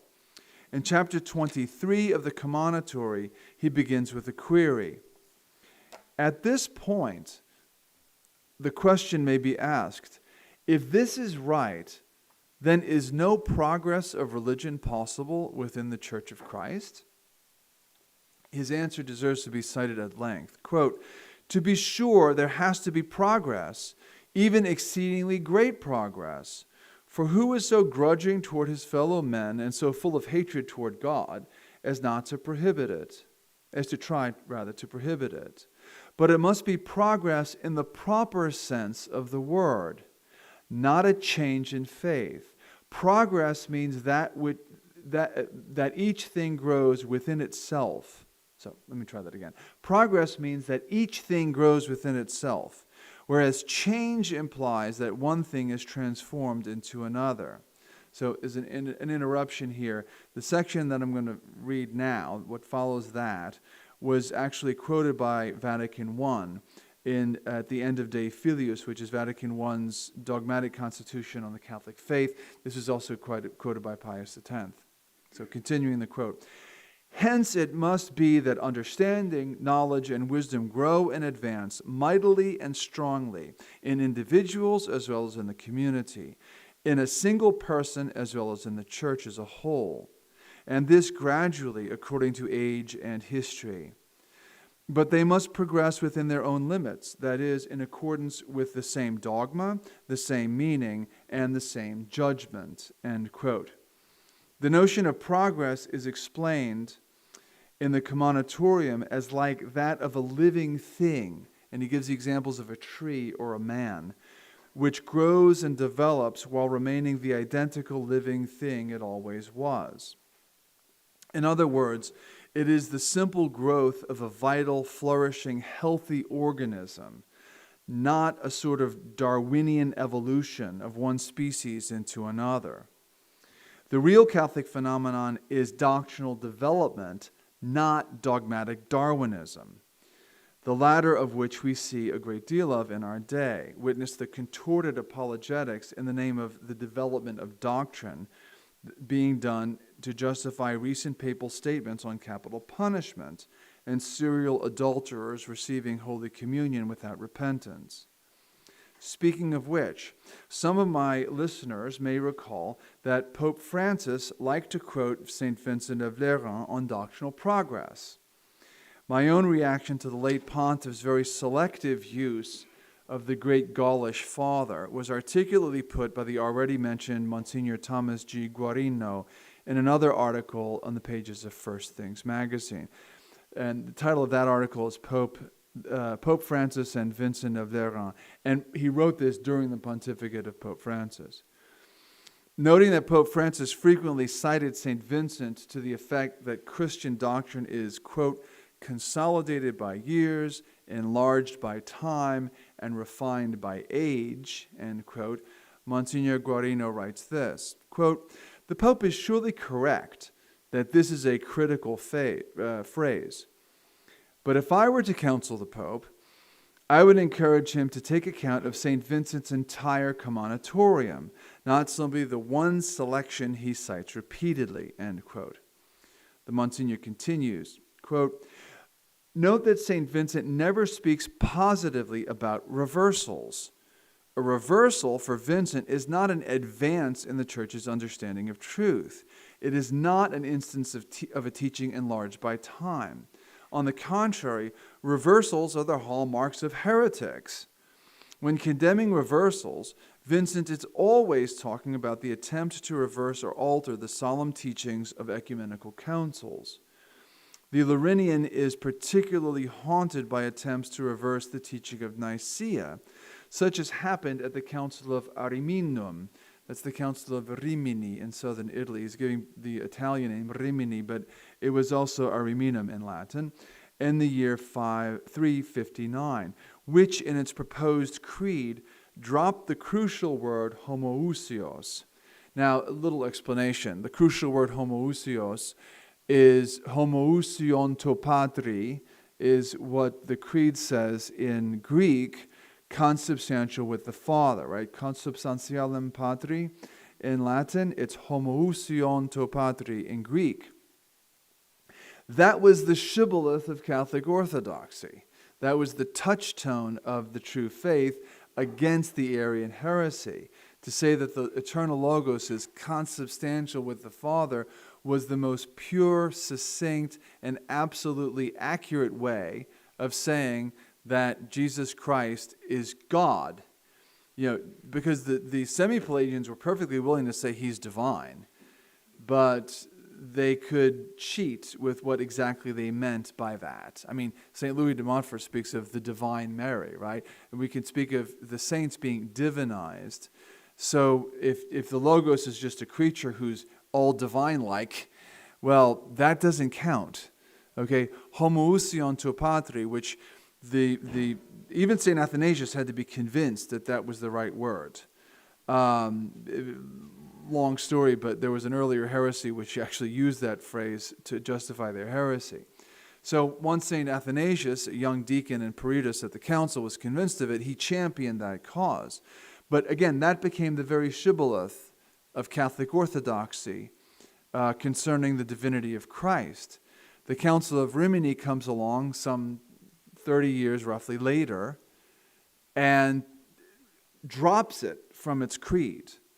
That's what's being mentioned here. Now, how many of you have heard that quote from St. Jerome, who said that the whole world woke up and groaned to find itself Arian? How many of you heard that? He was speaking about the Council of Ariminum, the Council of Rimini, and its creed, which was kind of an accommodation to at least the semi-Arian heresy. Many of these heresies have a semi-form that comes later, right? A permutation that's often more subtle, sometimes more sinister because of that. Okay, so continuing the quote from Monsignor Guarino, he writes, I would also invite Pope Francis to invoke the salutary guardrails Vincent erects for the sake of ensuring proper development. While Pope Francis is taken with Vincent's phrase, God bless you, dilatatur tempore, enlarged by time, the Lerinian also uses the suggestive phrase res amplificetur in se, the thing grows within itself. The Lerinian argues that there are two kinds of change. A legitimate change, a profectus, is an advance, homogeneous growth over time, such as a child becoming an adult. An improper change is a pernicious deformation called a permutatio. This is a change in someone's or some thing's very essence, such as a rose bush becoming mere thorns and thistles. And obviously the biblical thing that evokes, thorns and thistles, the curse upon Adam, actually comes from the Commonitory. St. Vincent uses it there. Further on, the good Monsignor writes this, another guardrail is the Vincentian claim that growth and change must be in eodem sensu eademque sententia, that is, according to the same meaning and the same judgment. For the monk of Lerins, any growth or development over time must preserve the substantive meaning of earlier teachings. For example, the Church can certainly grow in its understanding of the humanity and divinity of Jesus Christ, but it can never backtrack on the definition of Nicaea. The idem sensus, or same meaning, must always be maintained in any future development, end quote. With these principles laid down, Monsignor Guarino leads us to the conclusion that Pope Francis's teaching on capital punishment represents not a progress, but a reversal of perennial Catholic doctrine, something St. Vincent expressly condemns in the Commonitory, and he does so, I might add, in stern, persuasive, and very eloquent language. By the way, I'm reading a book now by this same Monsignor Guarino, and I found those articles in First Things. I did a little hunting and discovered he wrote a book on St. Vincent of Lerins and doctrinal development, which I've only just begun the book, but he develops a lot of these ideas in much greater detail in the book. And he's an emeritus professor at Seton Hall University. He's got his STD, his doctorate in sacred theology from Catholic University of America, and he's a real scholar of the work of Saint Vincent of Lerins. In this, it is this sage advice on doctrinal progress that led St. John Henry Newman to cite the Lerinian in his above-mentioned essay on the development of Christian doctrine. By the way, he wrote that when he was still an Anglican. So there's some things in it that are problematic because, well, he was a schismatic. He was an Anglican. And he adjusted his ideas later when he entered the fold. By the way, I was in with a certain Charles Coulombe. I was in the Brompton Oratory, saw Newman's library, and Birmingham Oratory. Brompton is the London Oratory, right? Yeah, the Birmingham Oratory, and I saw Newman's library, and as it was explained, as we were looking at the patristic volumes he had, which were copious, all these volumes of the Fathers of the Church, he walked over to those volumes when he entered the church, when he was formally received into the church by the Passionist Barberini, was it? Barbieri, Venerable Dominic Barbieri. When he was received in the church, Newman walked over to those volumes and kissed them, because now he belonged to the same communion that the fathers of the church who wrote those works belonged to. So he really did renounce Anglicanism. I mean, I think there are lots of misunderstandings about Newman in our day, and I don't claim to be a Newman scholar, but I also saw his fiddle. That was kind of cool, wasn't it?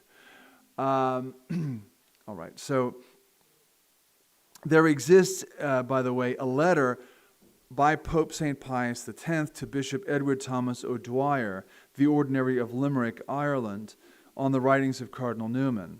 St. Pius X commends an essay written by Bishop O'Dwyer in which, Pius wrote, "You show that the writings of Cardinal Newman, far from being in disagreement with our encyclical letter Pascendi, are very much in harmony with it," end quote. The great anti-modernist Pope goes on, quote, "If in the things he had written before his profession of the Catholic faith, one can justly detect something which may have a kind of similarity with certain modernist formulas, you are correct in saying that this is not relevant to his later works," end quote. And further, he writes this, "Nothing can be found to bring any suspicion about his faith," end quote.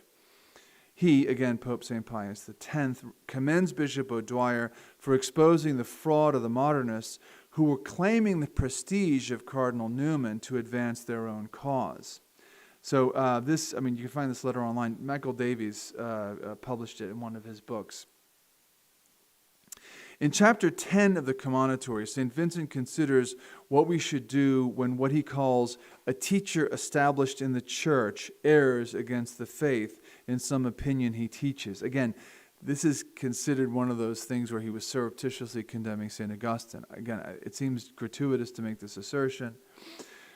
So, a teacher established in the church, when he errs against the faith in some opinion that he teaches, this is what he takes on in chapter 10.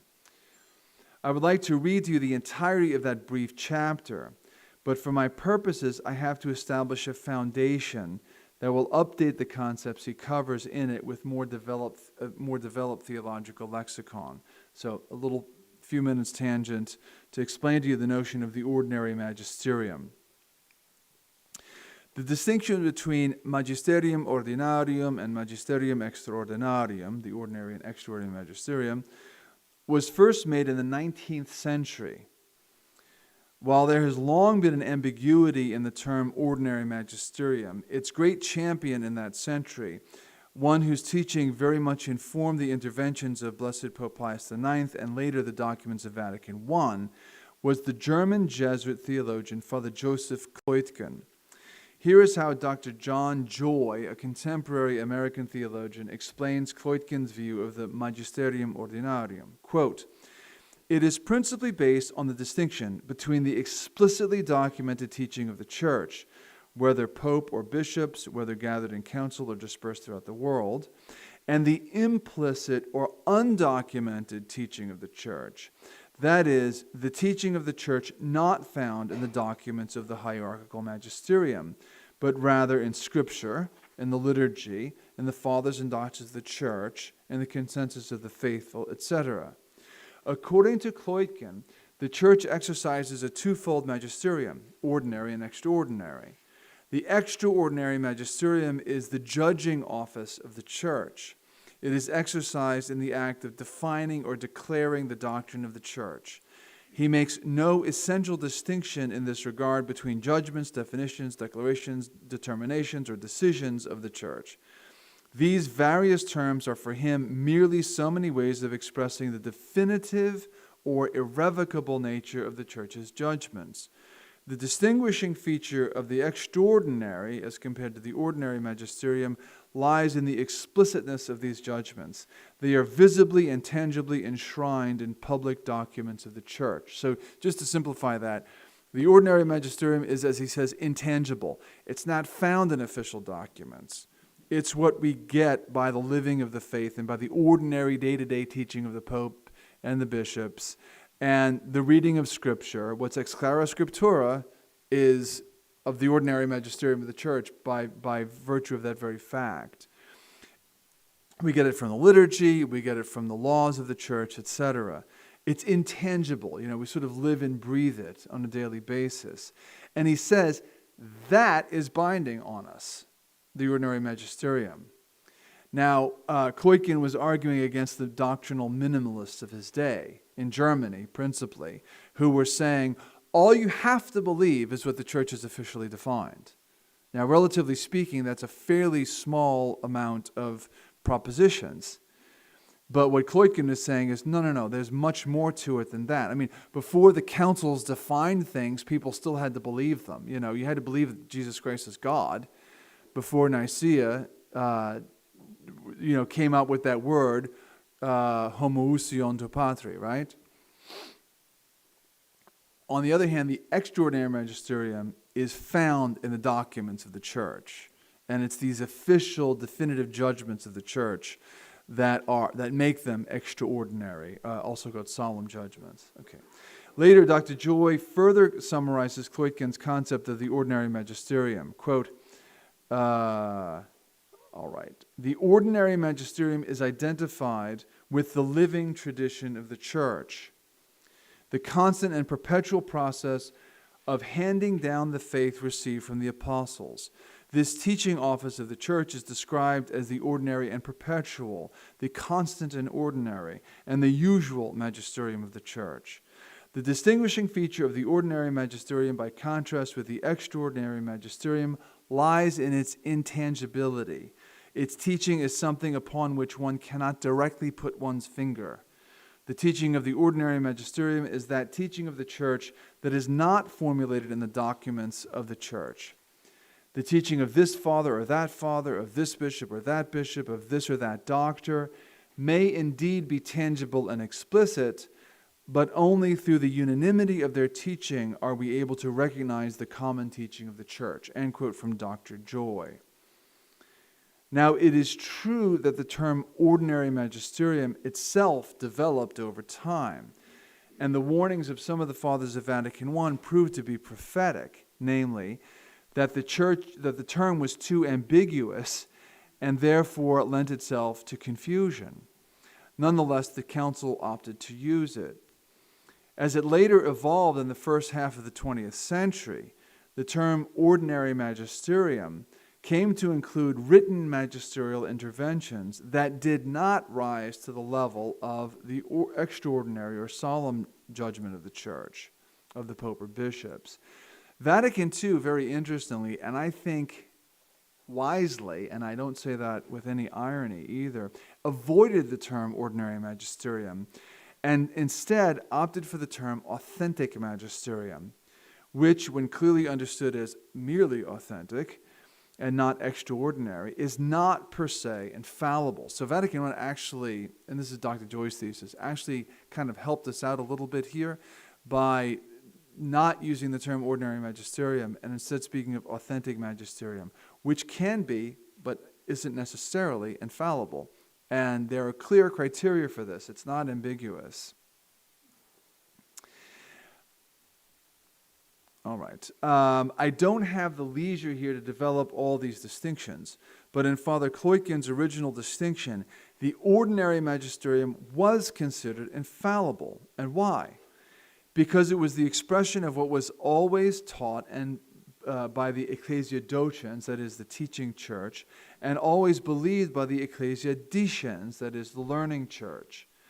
This intangible doctrine, again, the term is Kloiken's, this intangible doctrine transmitted through the daily teaching of the hierarchy and the living of the faith is what we find when we look, and I quote Dr. Joy again, quote, to Scripture first of all, and then to the fathers and doctors of the church and other eminent theological writers, to the monuments of antiquity, to the customs, laws, and liturgies of the church, end quote. This older concept of ordinary magisterium is conceptually indistinguishable from the Vincentian canon. In other words, it is tradition. It was this concept that Vatican I called the ordinary and universal magisterium. Dr. Joy makes the point that the and universal is not an additional note to ordinary. It's just clarifying what ordinary means in their minds, that it is by its very nature universal. And again, in this conception, the ordinary magisterium is unambiguously infallible. With this understanding of the infallible ordinary magisterium under our belts, I hope, permit me to read the entirety of chapter 10 of the Commonitory so that we can understand that sometimes merely authentic, that is, non-infallible magisterium of this or that pope, of this or that Roman dicastery, episcopal conference, or even this or that council can be assessed, very carefully, mind you, in light of a higher, more deeply rooted, and more constant principle. And here I'm quoting from chapter 10.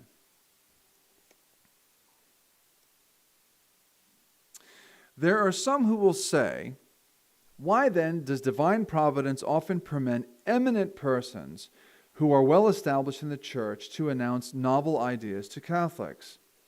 This is a good and earnest question and should be thoroughly and extensively discussed. To do so satisfactorily, we have to refer not to our own ingenuity, but to the authority of the divine law and to the basic documents of ecclesiastical teaching. Let us listen, therefore, to blessed Moses. By the way, it gives you a hint of how the fathers read the Old Testament.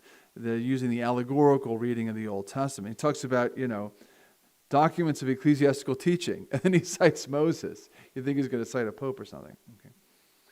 He himself may teach us why learned men and those who, because of their mysterious gifts, are called prophets by the apostles, sometimes are permitted to advance new dogmas. These are customarily called strange gods in the Old Testament in accordance with its allegorical pattern of speech. And a very good term, incidentally, since the heretics have the same reverence for their own opinions as the Gentiles for their gods.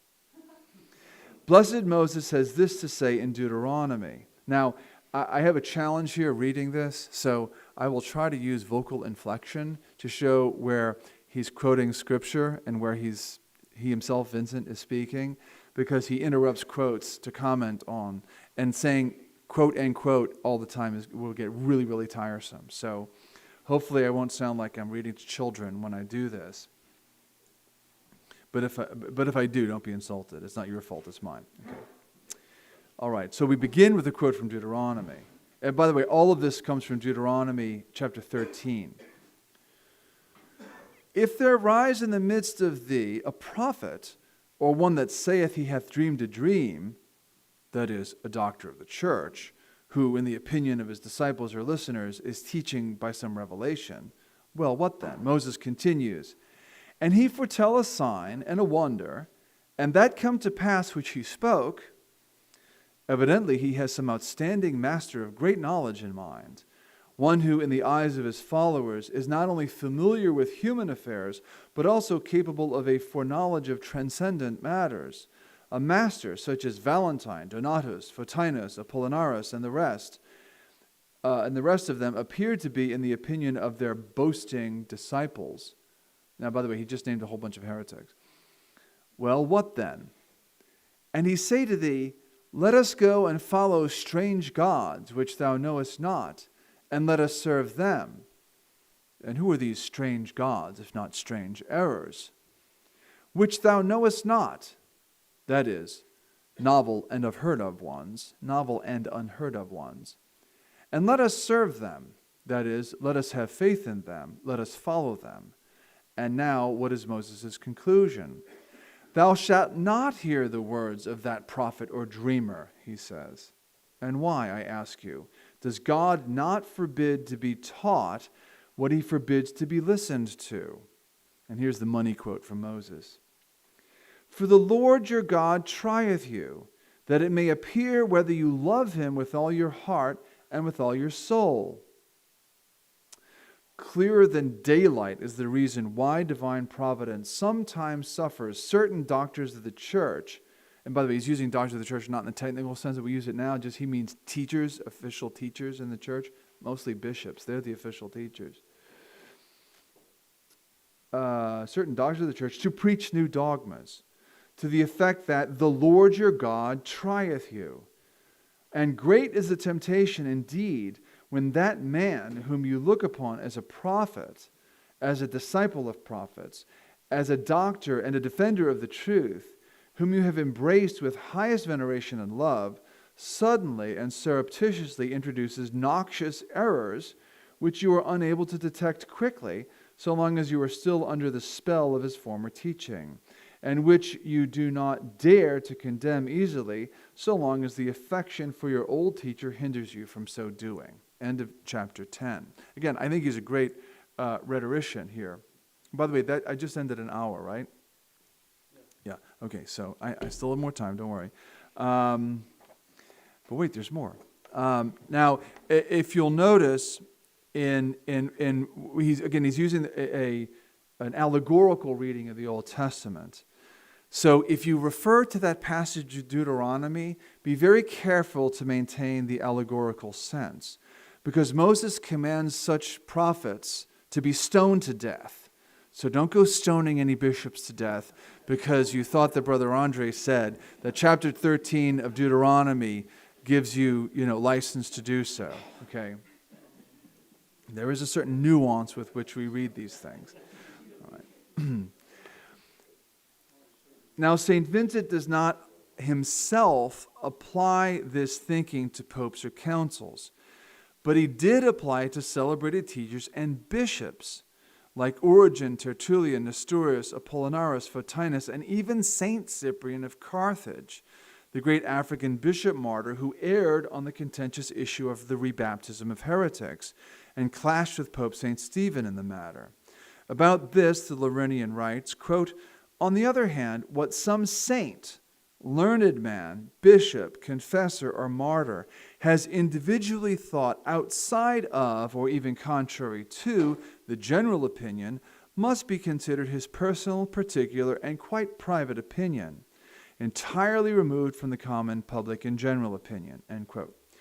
He points out that there were heretics and schismatics who took such opinions with them straight out of the church.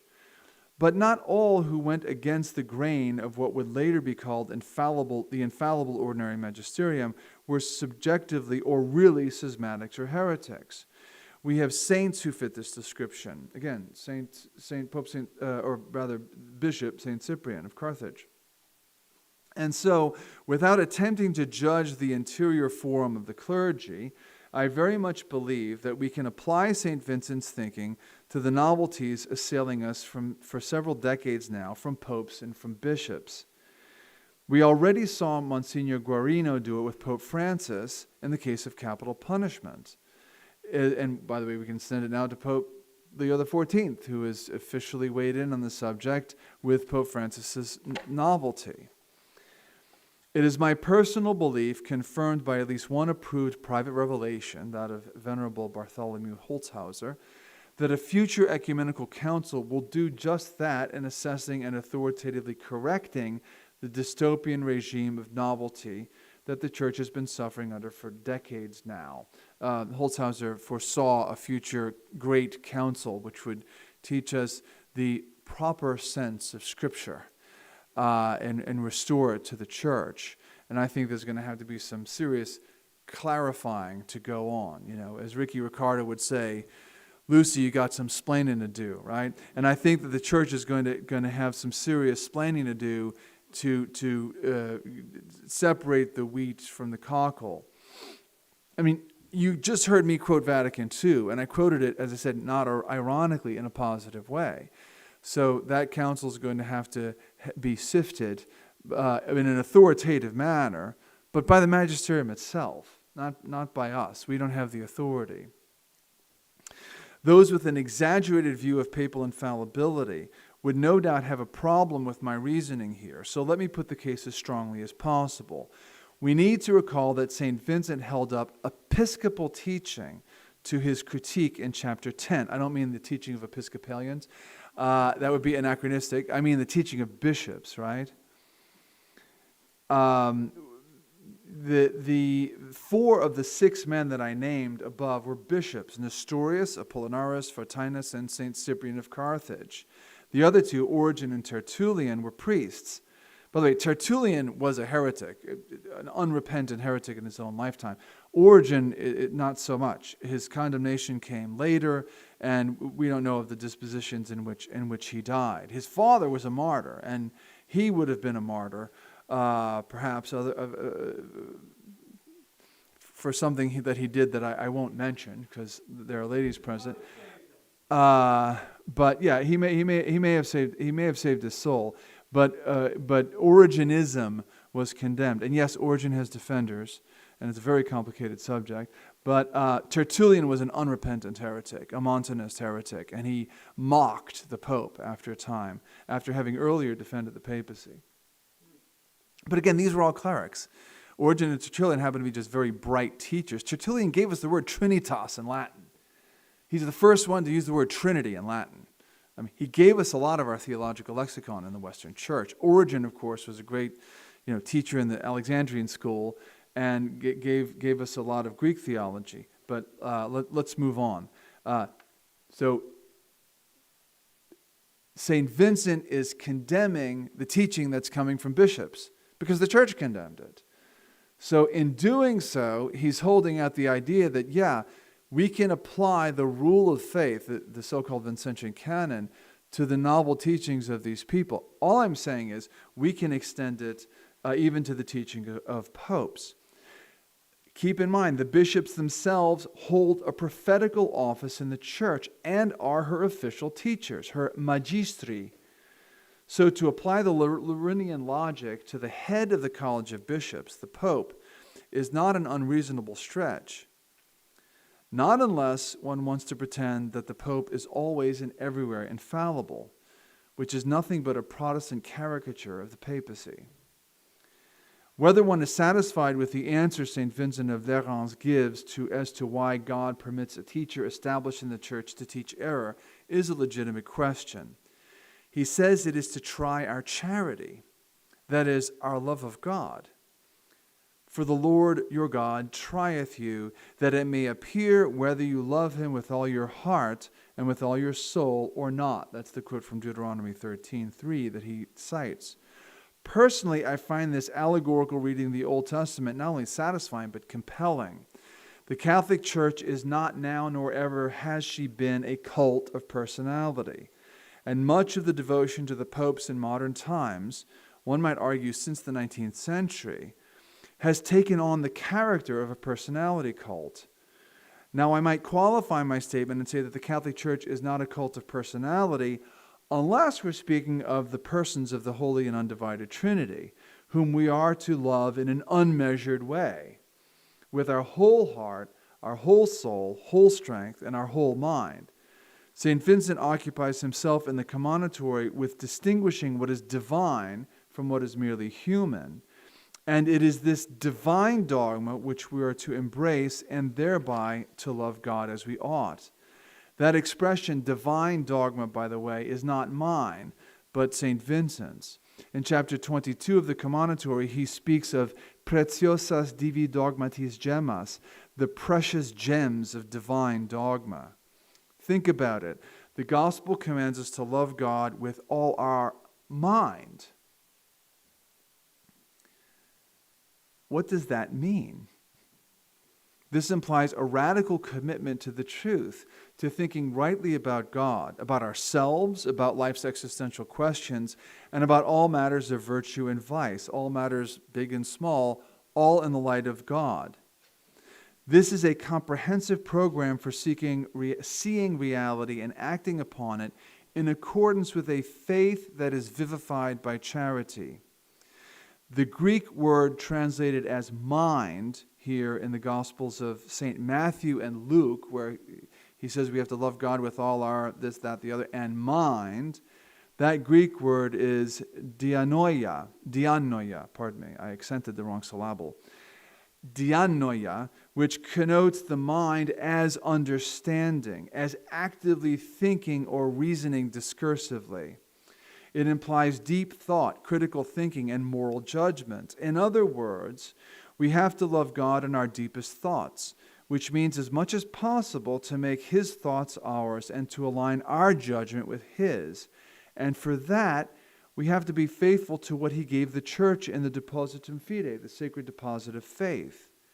For that reason, if someone in the church, even a teacher established in the church, even a bishop or a pope or a group of bishops assembled in a synod, contradicts that sacred deposit or waters it down, then we have to love God enough not to accept that contrary doctrine, but must instead hold fast to the perennial and true doctrine witnessed by the church, ubique semper et ab omnibus, that is, with universality, antiquity, and consent, the Vincentian canon.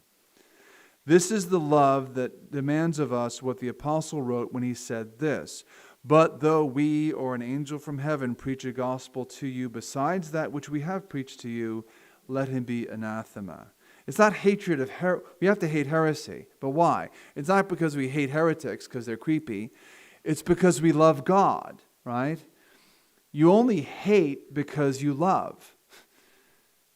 You only hate because you love. And that follows from what was earlier said by Commander Sharp, I think, about the nature of evil. It's not a thing, it's the absence of a thing. It's the absence of a good that ought to be there. So just as you love the good, you hate the evil. This uncompromising love that does not tolerate a false gospel brings to mind a beautiful passage from the writings of that great 19th century French priest and religious, Venerable Emmanuel d'Alzon, the founder of the Augustinians of the Assumption. I've quoted this before, and I'm winding down, but I'll quote it again. "We love Christ," he says, "with the same kind of love as did the early Christians, because he still faces the same enemies he faced then. We love him with the love that made the apostle say, 'If anyone does not love Jesus Christ, let him be cursed.' This may not be very tolerant, but you know that those who love much tolerate little. Properly speaking, true love is revealed in the power of a noble and frank intolerance. In these days, with no energy left for either love or hate, men do not see that their tolerance is just another form of weakness. We are intolerant because we draw our strength from our love of Jesus Christ. End of quote from Venerable Emmanuel d'Alzon. By the way, it was Gary Potter who introduced me to Venerable Emmanuel d'Alzon. Here at St. Benedict Center, we accept St. Vincent's true and Catholic notion of progress and doctrinal development, a homogeneous development of doctrine which retains the sense of all the ancient dogmas, but adds to them greater clarity and understanding. Centuries of ecumenical councils and papal teachings, aided by the hard work of holy doctors and approved theologians, have accomplished just this under the gentle influence of the Holy Ghost. With the Church, we here at St. Benedict Center reject the heterogeneous development of doctrine condemned by Pope St. Pius X as the evolution of dogma, what I called earlier dogmatic Darwinism. The particular hill that we are willing to die on, as everybody knows, is extra ecclesiam nulla salus. But to be sure, while this particular dogma is our raison d'être, we would hope to die for any one of the Church's teachings on faith or morals. Given what we have learned from St. Vincent about dogmatic reversals not being permitted, outside cannot mean inside, and no salvation cannot mean salvation. In other words, yes cannot mean no or vice versa. We are against dogmatic Darwinism. The principles laid down by St. Vincent of Lerins have guided popes, ecumenical councils, bishops, and doctors of the Church, and excellent theologians since their providential rediscovery in the 16th century, at a time when the Church had special need of them. She still has this need, so we should study the Commonitory now and apply its sound principles to our situation today, inasmuch as they do apply to it. While we're at it, we should also pray to this great saint, whose feast, by the way, is May 24th, providentially the feast of Our Lady, Help of Christians. May he and she both aid us in maintaining our Catholic certitude as a remedy to the confusion of these interesting times in which we live. Thank you very much. How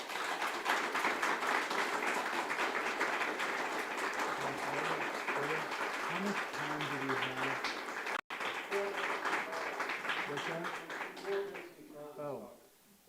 I said I'd take questions, but we only have 4 minutes. I guess that didn't work. Anyway, does anybody have a question that I can answer in 4 minutes, or 2 questions I can answer in 2 minutes each?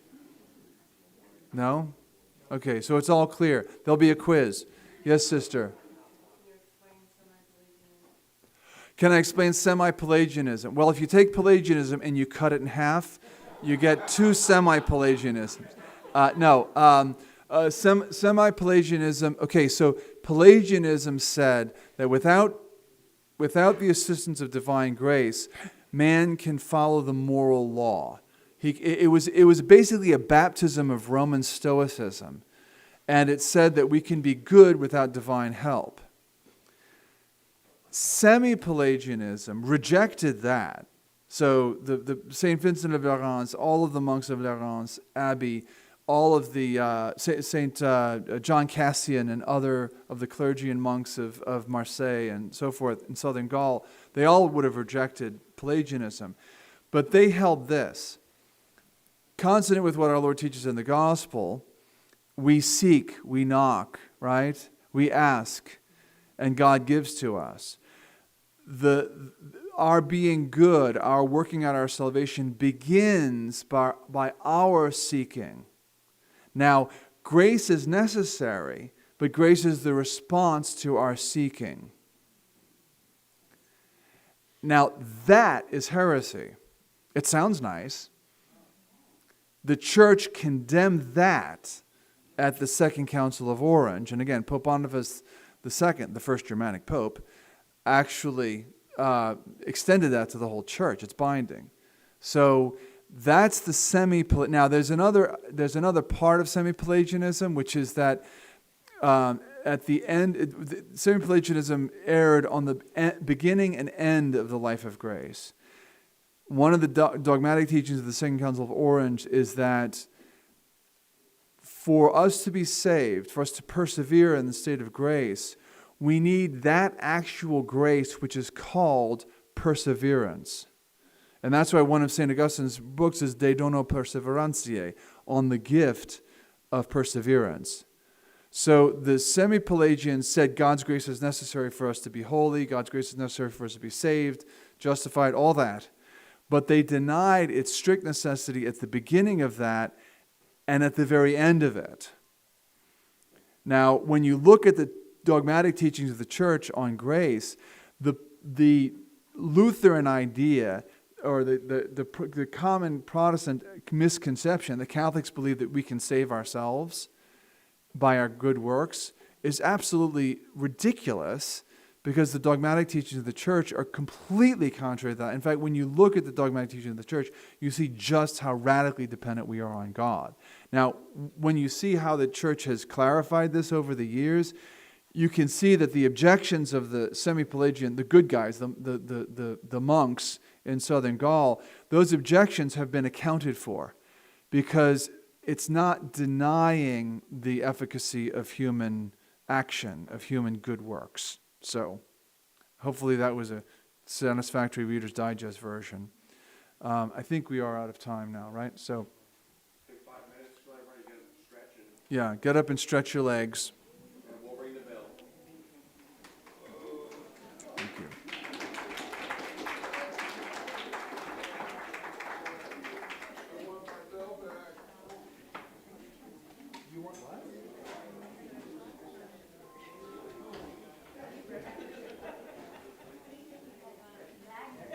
Last time I saw a mouth like that, it had a hook in it. I just don't get it. I mean, okay, it's like, what I don't understand is how come, you know what I mean?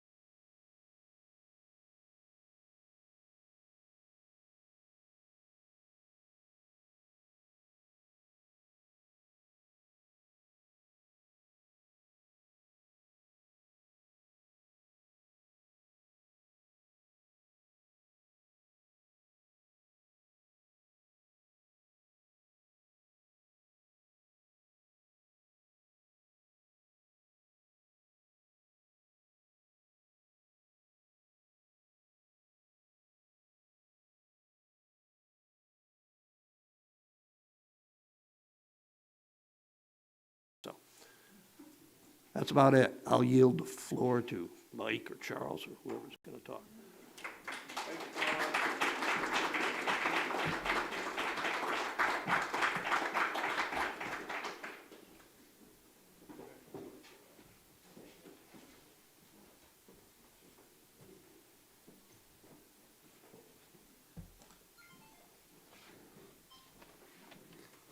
We have to reset the cameras for a second. Well, that's the company line anyway. What he's really doing. Oh. Charles is not much taller. I like the comprehensible. What Brother's really doing is relaying to the FBI the feed, because it wasn't coming through earlier. And they were desperately seeking RTCs. Who's the RTC in here? Radical Traditional Catholics? You were under investigation, weren't you?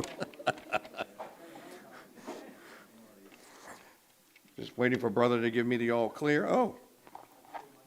All clear. Do I really need to introduce Sir Charles Coulombe? I think everyone knows Charles. But I'm going to do it anyways, Charles. Did you ever consider that maybe I wish to, maybe I want to, maybe it's the honor of my life to introduce you? I think that Charles, in honor of Gary Potter, should do his entire talk with red wine. I see you have coffee, and that is very un-Gary Potter-like, because he could do an entire 2 glasses during the talk, and you come up here with coffee. I'm so very disappointed in you. Charles is the author of too many books to mention. What was your first work? It's called Every Man Today Call Rome. E.T. Call Rome. Is that really a book? Or you just made that up just now, didn't you? It's a book. E.T. Call Rome. I am in possession of several of Charles's books, including the book on Blessed Carl, which is excellent. The book on, if you're a fan of the Holy Grail, or if you like watching Indiana Jones movies or what have you, Charles's book, the search for the Catholic Holy Grail, the Catholic search for the Holy Grail, which, by the way, spoiler alert, we know where it is. So if you want to keep the mystery alive, don't read the book. And what was, I've only read parts of it online. I don't actually have the book, the book about the Pilgrims. Puritan's Empire. I think it's one of the better books written on like Americanism, right? And how the Protestants kind of wove this Christianity or this Christian model that we currently, do we suffer under it or we endure under it? Or do we? In any event, Charles is an accomplished author. He's back in the United States now. You got your advanced degree, did you not, while you were in Austria? Yeah, but I'm going back in a week. Oh, so for a double secret probation advanced degree. Just hanging out. He's Rodney Dangerfield and back to school. He just wants to go back to school. Speaking of, Charles's talk today is very interesting. He is going to give us the discography that includes I Hear the Secrets That You Keep and What I Like About You. Please welcome Charles, who's going to tell us all about the rock band The Romantics. No. It's no. Charles, not yet. He probably could do it. He probably knows them. Okay. The talk is actually called Romanticism, Seeing the World in a New Way. I can't wait to see the world in a new way, Charles. So, without further ado, Sir Charles Coulombe.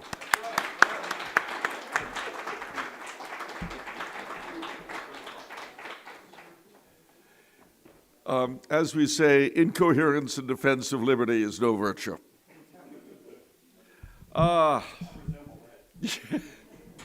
it's all right. Coherence has never been one of my great traits, and I'm not really in favor of it.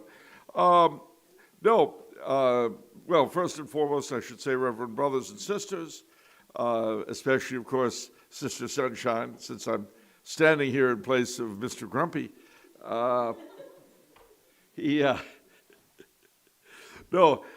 First, it's great to be back. Better than I can tell you. It's wonderful to see you all again, except for those of you whom I've never met before.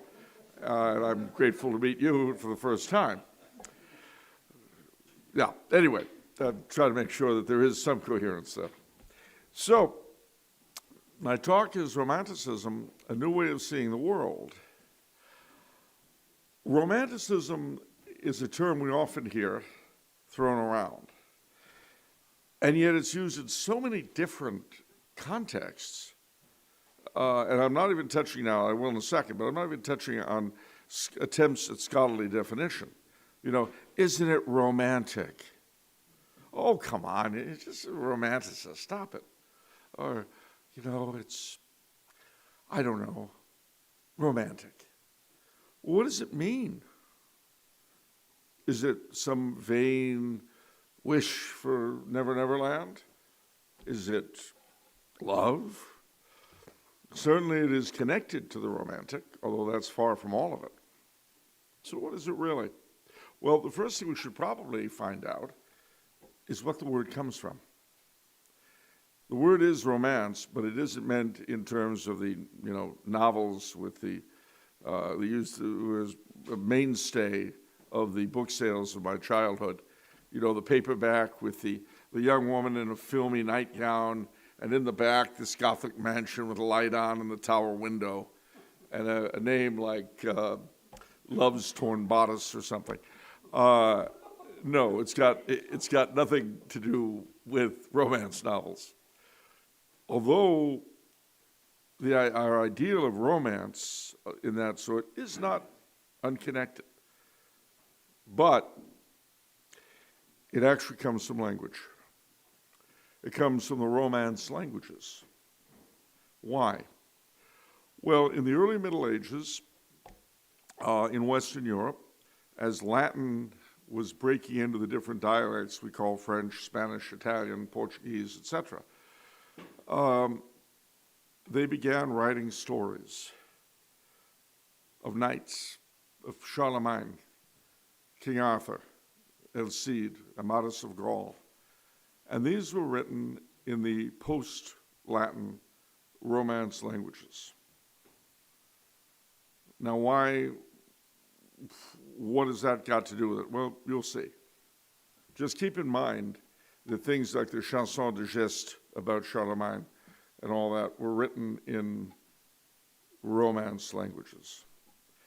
Even the word in French and in German for novel, roman or roman, is also connected to it, the word for novel. So just keep all this floating around in your head, because a lot of what we're going to be dealing with are sort of vague concepts floating around in one's head. Romanticism is hard to pin down, which is at once its strength and its weakness, all at the same time. Now, as you may recall, none of us, I don't think, were here at the time, or there at the time, but you had something called the Protestant Revolt, which broke up what scholars are pleased to call the medieval synthesis. And what was the medieval synthesis? Well, it was a culture that reflected the Catholic faith, and for sociological purposes, that actually included what we think of as Orthodox Europe. Because the schism, while it was certainly of tremendous importance in terms of both culture, or not culture, sorry, in terms of both church and state, actually did not mean that much in terms of culture. And so, sociologically, what you can say of a Catholic culture is very true usually of an Orthodox culture. They're very, very similar. And how is that the case? Well, traditionally they saw life through a sacramental lens. The divine, the supernatural, the preternatural was all mixed with what we consider the everyday and the normal. The things we call fantasy literature and stuff like that, the distinction between high art and folk art, none of that existed before the Protestant Revolt. And that's why when you read somebody like Chaucer or any other medieval writer you like, you'll notice that what we consider the fantastic and the miraculous is cheek by jowl with the most thoroughgoing psychological analysis, because these things were not seen as separate. In my book on the Grail that Mike referred to, I point out that one of the funny things about the Grail stories is that, of the Arthurian legend, and there I'm talking about Chrétien de Troyes and Wolfram von Eschenbach, medieval writers who wrote about the Grail and added it to the Arthurian legends. As history, they're not much good. But the miraculous elements in them are weirdly enough the truest. Why do I say that? Because the miracles, the miraculous things, the apparitions of our Lord and the chalice and all that you see in the Grail stories are precisely what you see in Eucharistic miracles. So as I say, where we see distinctions and we separate them and divide them, our medieval forebears saw as, in a real sense, part of everyday life. That's important to bear in mind for what will follow. All right, so you have the Protestant Revolt. And this is a terrible affair. It really only comes to an end with the 30 Years' War, which after 30 horrible, bloody years, establishes a sort of religious peace in Central Europe. The cultural effects, however, are very strong. First, you have the Counter-Reformation, the Catholic response, which really gives us the Baroque. And Baroque, like Romanticism, Baroque is a term that goes into every aspect of culture. So we speak of Baroque architecture, we speak of Baroque painting, we speak of Baroque music, we speak of Baroque literature, Baroque this, Baroque that, Baroque everything. It affected everything. And in response, the Protestants adopted it and invented their own kind of Baroque. So for instance, if you go to London and you gawk at Sir Christopher Wren's St. Paul's, that's Anglican Baroque. Everybody got it on the act. And the Baroque mood, if you will, very much trying to actualize the presence of God and religion in everyday life, that was pervasive for a good century or more after the Reformation, so-called. Now, it had been a bloody affair, the Protestant Revolt, though, and it left a dirty taste, especially toward religion in general, amongst many of the intellectuals in Europe and in Britain. So keep that in mind. As the 17th century wore into the 18th, and the divisions that had resulted from the Protestant Revolt became sort of institutionalized, Baroque developed into Rococo. Now, you're not supposed to like Rococo. You're supposed to dislike it. You're supposed to think it's over the top, it's too much, it's too busy. I like it. It's not like myself, too much and too busy. But Because you like wedding cakes. Anyway, but there was in the making a counter to the Baroque and to the Rococo. And that counter was the Enlightenment. And the Enlightenment is very important to understand because without it you can't understand Romanticism. What was the Enlightenment? Well, it was the idea that mankind had been dominated by superstition for far too long, and that had resulted in the horrible wars of the Protestant Revolt, and that rather than one side or the other being right, they were all wrong, and that all that was true is what we can see. The tangible is the only real. Now that's a wild oversimplification, but you know what? It's good enough for government work. Now, initially, the Enlightenment led, in Catholic circles, to an attempt to rationalize everything. The liturgy, and people don't realize this now. Dame Garanger in his liturgical institutions writes about it, about just the terrible things that happened in the liturgy in the 18th century, and how in so many places it was just gutted. We don't think about this. We don't know what happened then. They stopped studying the study of in areas affected by the Enlightenment, seminaries stopped teaching the church fathers and the scholastics. It became very, very dry, very rational. And the church architecture adapted to fit it. It became very classical, very plain. You had the so-called enlightened despots. They were people like Joseph II in Austria, Louis XV in France, to a degree, Carlos III in Spain. I say to a degree. These were the people who got together finally and got rid of the Jesuits. Because the Jesuits represented the Baroque.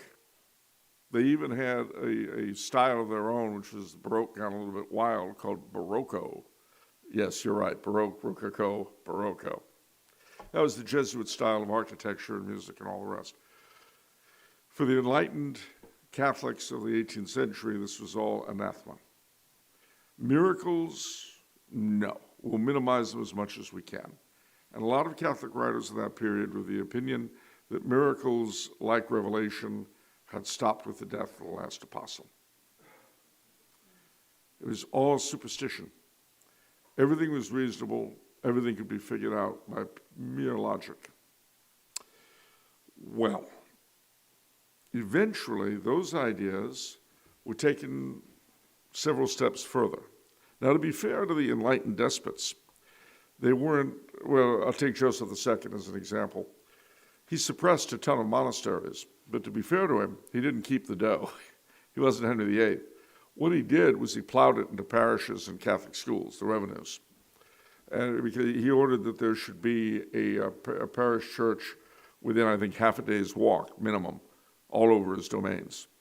He suppressed the monasteries that refused to take on parishes, and the ones he allowed to keep, Klosterneuburg, Melk, Heiligenkreuz, they had to come out of the cloister and take over parishes. If anybody here has been to Minnesota, you'll know that a lot of the parishes there are run by Benedictine monks from Collegeville. That actually started in Joseph II's Austria, because the idea of Benedictine monks running parishes was alien. And Collegeville was founded by German monks who had been under the Josephinian influence. Anyway, nothing ever stays. So people like Voltaire took the Enlightenment further. We don't need God. We don't need any of this. It's all superstition. They, in turn, paved the way for the French Revolution. In a lot of ways, the French Revolution was the culmination of the ideas of the Enlightenment. And it was horrible. It was dreadful in its beginning in France. And then when the French Revolutionary Wars extended the chaos to the whole of Europe, it was terrible. It was, men became animals, and all for the most enlightened of reasons. A man like Robespierre, the author of the Terror, could justify everything he did in terms that Voltaire would have hated but would have understood. One of the great mercies, ladies and gentlemen, most of us, if we have ideas of any kind that get carried on, somebody will take those ideas somewhere that we ourselves wouldn't want to see them go. And it's a blessing for most philosophers, I think, that they don't get to see most of their disciples over the centuries. Anyway, could you imagine Hegel looking at the Soviet Revolution in 1917, 1918? I don't think he would have been happy with it. Anyway, I digress. So, what happens? You have the French Revolution, and then out of its chaos arises Napoleon. But in the meantime, a counterforce began to grow to all of this. Its roots are oddly enough to be found at once in Germany and in the British Isles. In Germany, you had in the late 18th century a very interesting fellow, Protestant man, by the name of Goethe. And Goethe was one of these polymaths, these universal geniuses like our Thomas Jefferson. It doesn't mean they're great or good men. It means they think about a lot of stuff and they know a lot of stuff. And they correlate a lot of stuff. And they get a lot of respect because they know a lot of stuff and they can answer your questions. So Goethe he was at the forefront of what was called the Sturm und Drang, the stress and strain. And this was a movement that began to bring emotion into the issue. The Enlightenment had been all about the head, all about just, we're only and entirely and completely into reason. Because emotion will bring you religion, and religion will bring you superstition, and superstition will bring you war and death.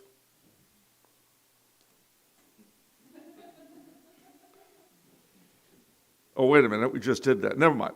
But that was their major problem with it. So we had the Sturm und Drang in the British Isles, in the aftermath of the Cavaliers and the Jacobites. You had a couple of men arise in Scotland. One was named James. His last name is gone. They called him the Ettrick Shepherd, and I can't think of his name.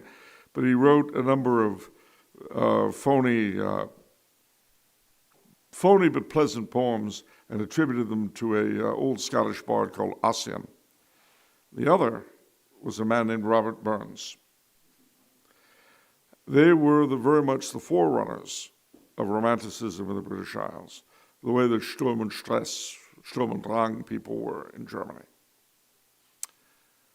Then you have Napoleon, the French Revolution and Napoleon. And in reaction, you had three major centers emerge of opposition, of intellectual and artistic opposition, in Germany, in France, and in Britain. In Germany, you had a circle in the town of Jena, and the most famous man in that bunch was named Novalis. Very much the founder of Romanticism in Germany. In 1799, he wrote an essay which I heartily recommend you read. It was called Christendom or Europe, in which, by this time, the Middle Ages having been dismissed as superstition and horror, he praised the Middle Ages and he praised the religious unity. And mind you, he's a Lutheran. That had been the case before the Protestant revolt. Shakespeare was picked up again, first in Germany, then in England. He'd been forgotten, he'd been abandoned. And what attracted people to Shakespeare was his medieval aspects. What we know now is that so far from being the first of the moderns, Shakespeare was the last of the medievals. People in the 18th and 19th century didn't really realize that, but it's true. Well, in France, you had a lot of counter-revolutionary thinkers and all that, but the chief of them, the most influential, was a man named Chateaubriand. He wrote a book I recommend highly called The Genius of Christianity. And you can find it alongside, well, you can find Christendom in Europe anywhere online. You can find The Genius of Christianity at archive.org. So you don't have to go buy it if you don't want to. The third of our first trinity in Britain was a man named Sir Walter Scott. And Sir Walter Scott wrote a ton of novels about the Middle Ages, like Ivanhoe, about the Jacobite risings, Waverley, and things like that. And these three, between them, Novalis, Chateaubriand, and Sir Walter Scott, were really the founding fathers of Romanticism. And around them, a lot of other people came who we know of today. Probably in this country, the two best-known Romanticists were a pair of brothers, the Brothers Grimm. And the Sir Walter Scott, well, we'll hold him back for a minute. Chateaubriand inspired a lot of his contemporaries, de Maistre, de Bonald, looks like de Maistre and de Bonald, for those of us who aren't French. And some people aren't. I was disturbed at finding that out as a child. No, it's true. My dad said to me, you know, your mother, poor lady, she's not French. I'm sorry you had to find out this way, son. But anyway, so No, we've all lived with the stigma in my family ever since. Anyway, so the thing was that what these three and their various followers had in common was several things. One,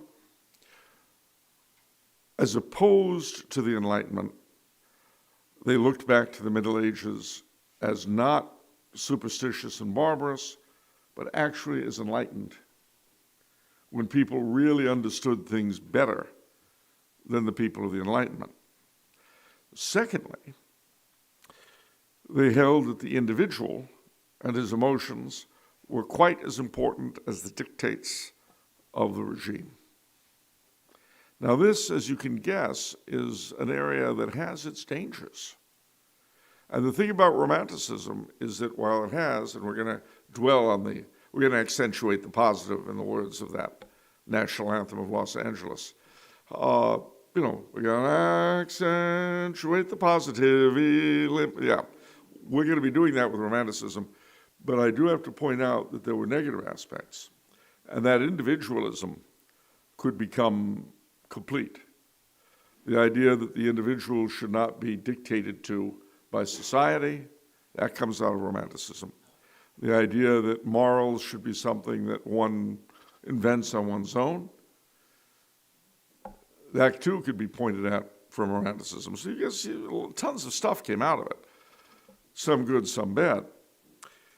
But in the present, they look to folk culture, they look to childhood, they looked to the spirit, to the supernatural, to religion, to the exotic and the far away, and they looked to the future.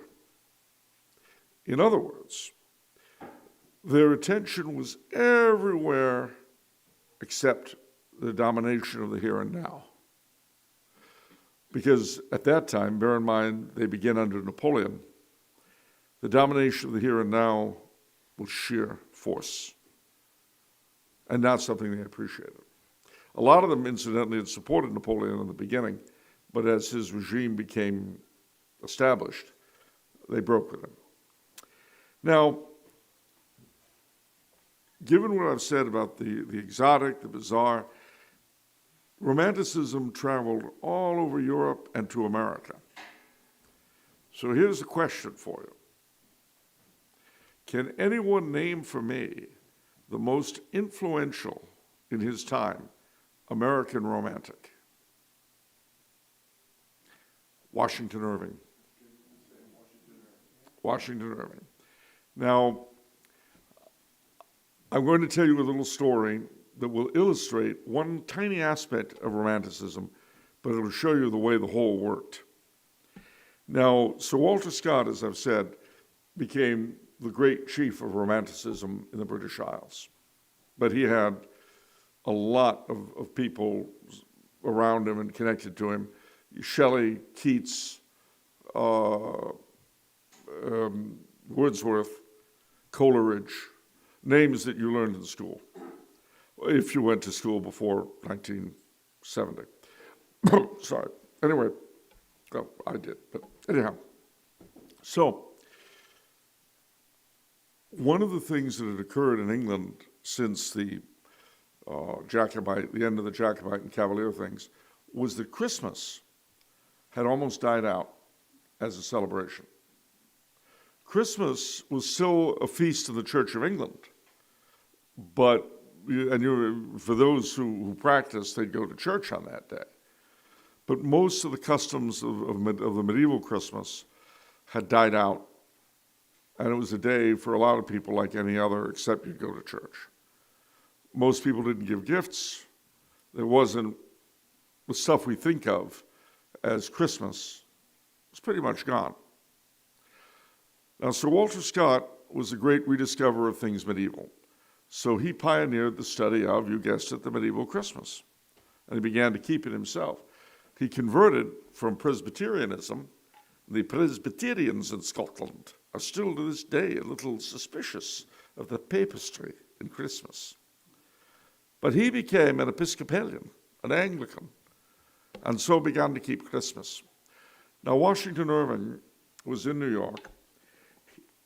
With us, here in New England, Christmas was not kept. It was, in fact, illegal to celebrate it for a long time. And then it became legal, but you'd be fired if you didn't go to work on Christmas Day. But in New York, thanks to the Dutch, although they were Calvinists, they weren't quite as nasty. They kept Christmas. And Washington Irving, even though he wasn't Dutch, he picked up on it. And he began to really get into the Dutch New York Christmas. So he knew about Father Christmas, St. Nicholas, all that kind of thing. Well, Washington Irving goes to England, to Scotland. He meets the great Sir Walter Scott. They become huge friends. And then he's going off to England, and it's toward Christmas time, and he says, you know, what you really should do is go see my friend, Squire Bracebridge at Aston Hall, outside of Birmingham. There's a man who still keeps Christmas. And so he did. And Aston Hall, in those days, Bracebridge did everything he could to have a medieval-style Christmas. He'd have all the tenants in, a huge feast, all the old medieval Christmas games, all this kind of thing. So this was Washington Irving's first view of what a Christmas could be like, other than the relatively simple Dutch thing. Well, he writes about it. Do you remember the Headless Horseman of Sleepy Hollow? Do you remember, gosh, I can't think of his name, Rip Van Winkle? Well, in the same book in which those guys appeared, the sketchbook of Geoffrey Crayon, he wrote an account of Christmas at what he called Bracebridge Hall. Well, this became hugely popular, and everybody began celebrating Christmas. But that wasn't enough. He had a fanboy who loved his work in England. His name was Charles Dickens. And Charles Dickens, we have a number of his letters to Irving left, inspired by his idol.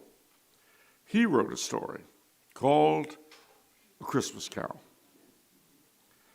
Between them, this trinity of Sir Walter Scott, Washington Irving, and Charles Dickens revived Christmas in the English-speaking world.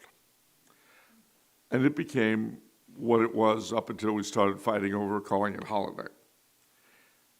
That's an amazing story, but it's one tiny strand of what Romanticism ended up doing. A much bigger part of it, but you can see its connection to this story, was the Gothic revival in architecture. It came right out of Romanticism. And what did that bring us? Well, there's another name I'm going to give you. A man called Kenelm Digby, Kenelm, Kenelm Digby, wrote a book in 1823 called The Broad Stone of Honor, or Rules for the Gentlemen of England. This attempted to bring the whole romantic, neo-Gothic, neo-medieval premise into everyday life. Now, mind you, because people read a lot then, if they could read, they read a lot. A lot of people were illiterate, and in those days, we didn't elect them to high office, so, it was, well, they were still superstitious back then, so they felt if you were going to be running the show, you should have a brain. We've gotten past all that. But, and we're better for it. I don't think there's any question. But every day in every way, we're getting better and better. But in any case, so Kenelm Digby writes this Broad Stone of Honor, and it becomes a huge bestseller. And it, in turn, motivates people in other places to look back at the Middle Ages. One place that it impressed people was Oxford University. And it plays a direct role in the spawning of the Oxford movement. Newman, Keble, Pusey, they were all disciples of Kenelm Digby, who himself came into the church, put out a much expanded version of the book. You look at the first version, it's not small. But when he became Catholic, he entirely revised it and added to it. The whole notion of chivalry, of the return of the Middle Ages became big, not just in England, France, Germany, all over Europe. And at the same time, a rediscovery in every country in Europe of their roots, of their national epics. So in Finland, you had the Kalevala come out. You had what was called romantic nationalism. And again, good things and bad things. The rediscovery of folk culture and all this sort of thing, great. The rediscovery of ancient hatreds of your neighbor, not so much, not so good. And that resulted in a lot of bloodshed in times like 1848 and so on. But nevertheless, in America, it led to a lot of interesting developments. On the one hand, you had Irving, I've said, but you also had Nathaniel Hawthorne, James Fenimore Cooper, Edgar Allan Poe, Longfellow, all romantics. And they attempted to either stay close to Europe or to build something new for America, depending on the individual. You also had come out of it, on the one hand, the Transcendentalists, and on the other hand, Orestes Bronson.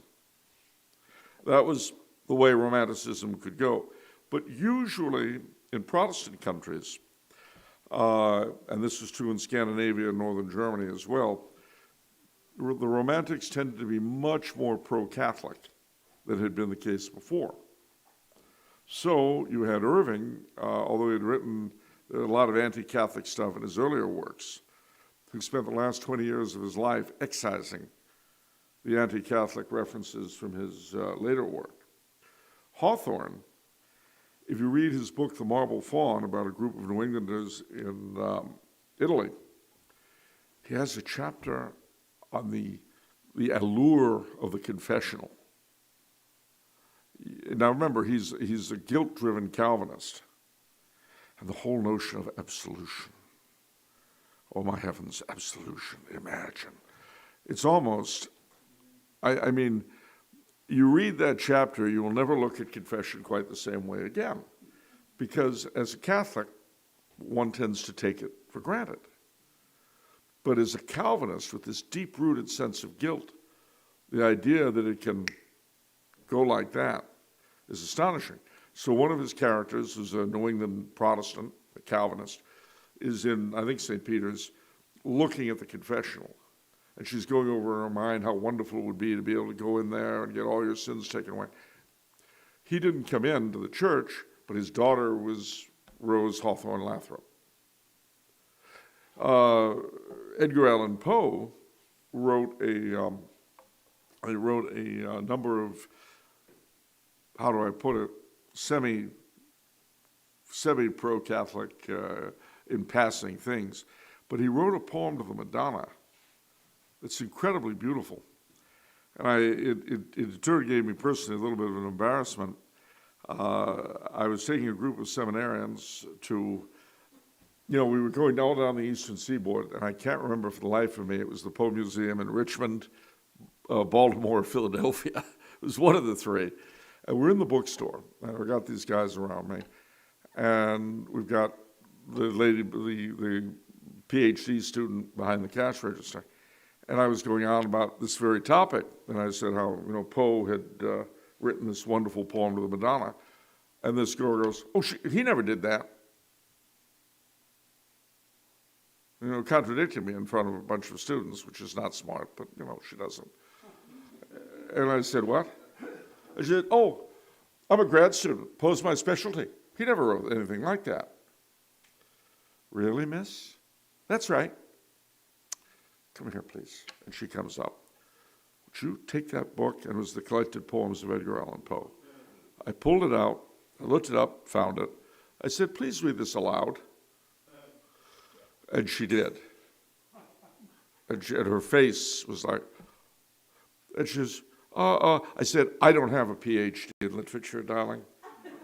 I've never been a PhD student, but I've been reading Poe since before you were born. So you know what? The next time you see someone lecturing in front of a bunch of impressionable students like these guys, they're all under 12. Mind you, these are seminarians. I don't think they appreciate being called under 12, but I said, anyway, I said, the next time, check your facts before you open your mouth, miss. And she just, and I said, well, and afterwards they said, weren't you hard on her? I said, yes, I was, but you know what? Maybe if she's smart, she will check her facts before opening her mouth. Really, I didn't do it just to be mean. I did it to give her an abject lesson. Know what you're talking about before you say anything. Of course, that would reduce me to silence most of the time, but never mind. I'd live with it. Anyhow, this philo-Catholic strain in Romanticism carried over in a lot of ways. So I mentioned, for instance, the Oxford movement. Romanticism would spread through the 19th century into music, art, like the Baroque. You can talk about Romantic literature. You can talk about Romantic music. You can talk about this, that, and the other.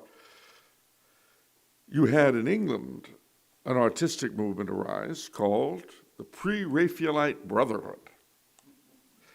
Now, to take that apart, they looked to medieval painters before Raphael as their inspirations. But they dealt with the miraculous and the marvelous in a very realistic manner. That was the hallmark of pre-Raphaelite painting. Very much like the Nazarenes in Germany. For the same reason, philo-Catholic, etc. But the pre-Raphaelites, in turn, interacted a lot with the Oxford movement and vice versa. And from them, now I'm going to say a word, tell me if anyone's heard this. Have you ever heard the phrase arts and crafts? The arts and crafts movement came directly out of the pre-Raphaelite and Oxford movements. Directly, you can see the personnel. And the three, they also came out of the Neo-Gothic. So who here has heard of Arthur Ruskin? Couple. William Morris? A few. Has anyone here heard of, I've got the Catholic of the three? Who, sorry? No, he wasn't Catholic. No, the architect, a great architect, neo-Gothicist, Ramsgate Abbey, Pugin, William Augustus Pugin. Those three were actually the great fathers of the arts and crafts movement. And like Romanticism in general, the arts and crafts movement went all over the world. And in America, it became a big deal. And here again, John Sharp was talking about the guilds and all that sort of thing. Well, the arts and crafts movement rekindled interest in the guilds. And from that came all sorts of things. Distributism, guild socialism. It had a huge effect on the Catholic world. Dom Guéranger, I'll give you this example. In the 1820s, there was a professor at the University of Munich by the name of Franz Xaver von Baader, B-A-A-D-E-R. He is the father of what was called neo-scholasticism. Remember I told you that they had stopped studying the scholastics in the 18th century? Von Baader was directly responsible for the revival of the study of St. Thomas Aquinas, St. Bonaventure, Blessed Duns Scotus, all of them. You had Dom Guéranger, who was very much influenced by Chateaubriand, very much a partisan, and by Léon Gautier, the author of a book called Chivalry. Look that one up. Very much a neo-medievalist was Dom Guéranger. And he was inspired by the neo-scholastic revival as well. You had all of this permeating throughout Europe and the Americas. Brazil, Peru, Mexico, Argentina. They all have their own brands. Russia, Poland. You name it, they got romantics. And generally speaking, usually, most of the time, it was a pretty benevolent influence. But, of course, like everything else, it had ups and downs. I mentioned that it contributed to distributism and guild socialism. Many of the themes that Chesterton and Belloc picked up on directly from Sir Walter Scott. Their historical analysis against the Whig view of history begins with Scott. And mind you, it's a wonderful thing if you see the continuities, if you can see them. It's marvelous that there's this how do I put it, genealogy. And again, some of it wasn't so great. You know who was probably one of the greatest latter-day American romantics? And he was not a Catholic. No, indeed. But he influenced us in a lot of ways. Walt Disney. And yes, and I know we're used to putting down the Disneyfication of things, and rightly so. I'm not going to say that Bambi is great art. Delicious, but not great art. What? Anyway, I meant pretty. I didn't mean, anyway, never mind. But Disneyland is a map of the American mind. I'm not kidding. One of the hallmarks of Romanticism was revivals. You see this a lot in architecture. The colonial revival in the United States, very much an impulse of the Romantic mood. You go to Disneyland, what do you see? Well, Main Street USA is what you see. And what is Main Street USA? It's Walt's recreation of the Midwestern town of his childhood. Remember what I said about romantics and childhood? And from that vision, you come out of the real world, and believe me, if Anaheim is the real world, no wonder you want to go to Disneyland. Anyhow, no, Orange County is fine. It's a dump, but fine, we love it. Anyway, there you are, and from Main Street USA, you look directly. What's the first thing you see? Sleeping Beauty's castle. And beyond that, Fantasyland, which is actually, if you think about what they have there, they touch on King Arthur, and they Robin Hood, and Mr. Toad's Wild Ride, and Mary Poppins, and so forth. It's the European roots of the American mind. The stories, the tales of Arthur and Robin Hood and the medieval underlying what our first American colonists had there. Well, then what is the rest of it? Well, Frontierland, the American frontier, our own romantic epic, Davy Crockett, the Indians, all that stuff. Then you've got Adventureland, which is all of the exotic weirdness of the world from the view of a Midwesterner of 1900 or so, all thrown together. You know, the Amazon runs through the African jungle. Nobody ever accused Americans of knowing geography, and we're famous for not knowing it overseas. But in Adventureland, you see the exotic, which is another aspect of the American mind, the attraction of the exotic, the jungle.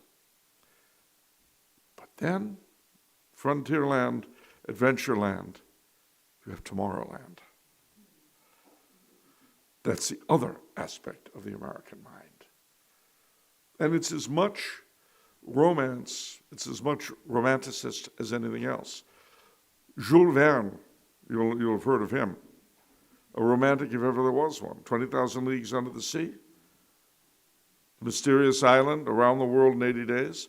There's a reason Disney optioned most of his work. Because, again, the romantic looks to beyond. Behind, beyond, above, below, anywhere but where we are now. Because where we are now is dominated by forces over whom and over which we have no power. So the Romantics' response to this was retreat in a sense, but always with an eye to seeing the strange, the true, the good, the beautiful in the midst of the everyday. So that for the Romantic, his life may be dull, it may be boring, but up comes the sunrise or down comes the sunset. And life is transfigured. For that little bit, he feels he has a sense of reality. It's from the Romantics that we get all of our speculative fiction. Horror, science fiction, fantasy, all comes from them. I was on a panel years ago in Berkeley, California, trying to define the canon of fantasy literature. And Peter Beagle, who wrote The Last Unicorn, he says, well, you know, the best distinction I've ever heard between fantasy and science fiction is that science fiction pushes you to the very edge of what's possible, and fantasy pushes you over the side. And then I said, and horror's waiting for you at the bottom. So that got kind of a laugh. But you see, even the horrific element, the dark romanticism, as they say, plays its part, because one of the things the Enlightenment denied was the devil and evil. The Enlightenment believed that man was perfectible by his own efforts. Give him education, and he will, in time, become wonderful. That's what Thomas Jefferson was based on. That's what Rousseau was based on. That's what Voltaire was based on. And it's what Freemasonry is based on. It doesn't matter what you believe, because that's all superstition anyway, as long as it pleases you, as long as you're a nice person. Conduct over creed. That's all a denial of the reality of evil. Now, mind you, evil is not real in the sense of being a thing of its own. But there's a world of difference between saying it has no positive being, and saying it doesn't exist. There's a world of difference there. So, the Romantics in this area too broke with the Enlightenment by saying, oh no, there's a devil, all right, and there's evil, and it lies in wait for all of us. Just as, yes, there's a real God, and yes, there are angels, and yes, there's the unexplained and the bizarre, and that's the best part of life. Because you know what else it includes? For the true person of the Enlightenment, love was explainable. It was reducible to hormones, to needs, to self-interest. But for the Romantic, all four kinds of love, as the Greeks defined them, defied explanation, like anything else that was good in this world, like God himself. Why should, the Enlightenment would say, why should an all-powerful being take an interest in the lives of every individual who lives or has lived or ever will? To the Romantic, that was obvious. It's a mystery. It is what it is, and we thank God for it. The failings of the Romantics, and there were some real doozies. One thinks of Lord Byron's love life, for instance. You can point at all that, and you can laugh. You had certain critics like Chalmers and T.S. Eliot who affected to despise the Romantics and to be classicists. But their classicism was actually built on the Romantic. It itself was a revival, like the colonial revival, like the Spanish Monterey revival, like this. The Romantics loved revivals. And in reality, and I know both Maurras and Eliot would hate me for saying this, their classicism was itself a Romantic revival because it was Christianized. It was not the classicism even of the Renaissance. They like to pretend it was, but it wasn't. I think it's fair to say that if you're aspiring for the good, the true, the beautiful in the post-French Revolutionary world, you cannot escape the influence of Romanticism. It doesn't mean everything you do will be good. It doesn't mean everything you do will be wonderful. But it does mean that you are aspiring to something better than what you have. And at the end of the day, that was what united this huge, disparate groups, plural. I mean, we've had scholars who've said, well, you can't really speak of Romanticism. You'd have to speak of Romanticisms, plural. Certain amount of truth to that. But what united them all was an aspiration toward something better than what we have, toward the good, toward the true, toward the beautiful. to the potential. For the Enlightenment, all there was the actual. There was nothing else. When Romanticism goes cray-cray, it's just potentia. Just the potential, nothing else matters. Well, that, of course, too, is a little bit wild. But notice those ideas are never dominant. Whereas the ideas of the Enlightenment, the straitjacket, the prison, those often are dominant. I always think of J.R.R. Tolkien, who was as great a romanticist as any of them. He had a wonderful phrase, which was, and again, the romantics are often accused of escapism and this kind of thing. He said, you know, it's easy to debunk escapism, but notice the ones who do so are usually the jailers. And I think in looking at all of this, while Romanticism by itself was certainly not enough, and I mean, you can certainly see that in things like our friends, the Brook Farmers, the Transcendentalists. It was by and large, it was a healthy thing. Not sufficient in itself, but a healthy thing, a good thing. A Protestant England, say, is not of itself, objectively speaking, a good thing. But a Protestant England that celebrates Christmas is better than one that doesn't. If that makes sense, there is a sliding scale. There is the preparatio evangelium. And in time and time again, amongst groups and amongst individuals, Romanticism showed itself to be just that, a preparatio evangelium, in a way that the Enlightenment never could be. Because it's barren ground. It's the seed that fell on the barren ground and couldn't germinate. I would say, too, in looking at today's world, I'll give you one example of Romanticism that pops into my head, and that is, believe it or not, restore the 54. Why do I say that that's an example of Romanticism? Well, where does it come from? Remember that the Romantics, although they were generally, in one sense, anti-democratic in terms of politics, were nevertheless great believers in the common sense of the generality, as opposed to the wisdom of the clerks, which the Enlightenment, of course, was very much about. So, where does the push from Restore the 54 come from? Has it come from the clergy? No. It's come from those people who have tried to live the Tridentine Mass in their everyday lives.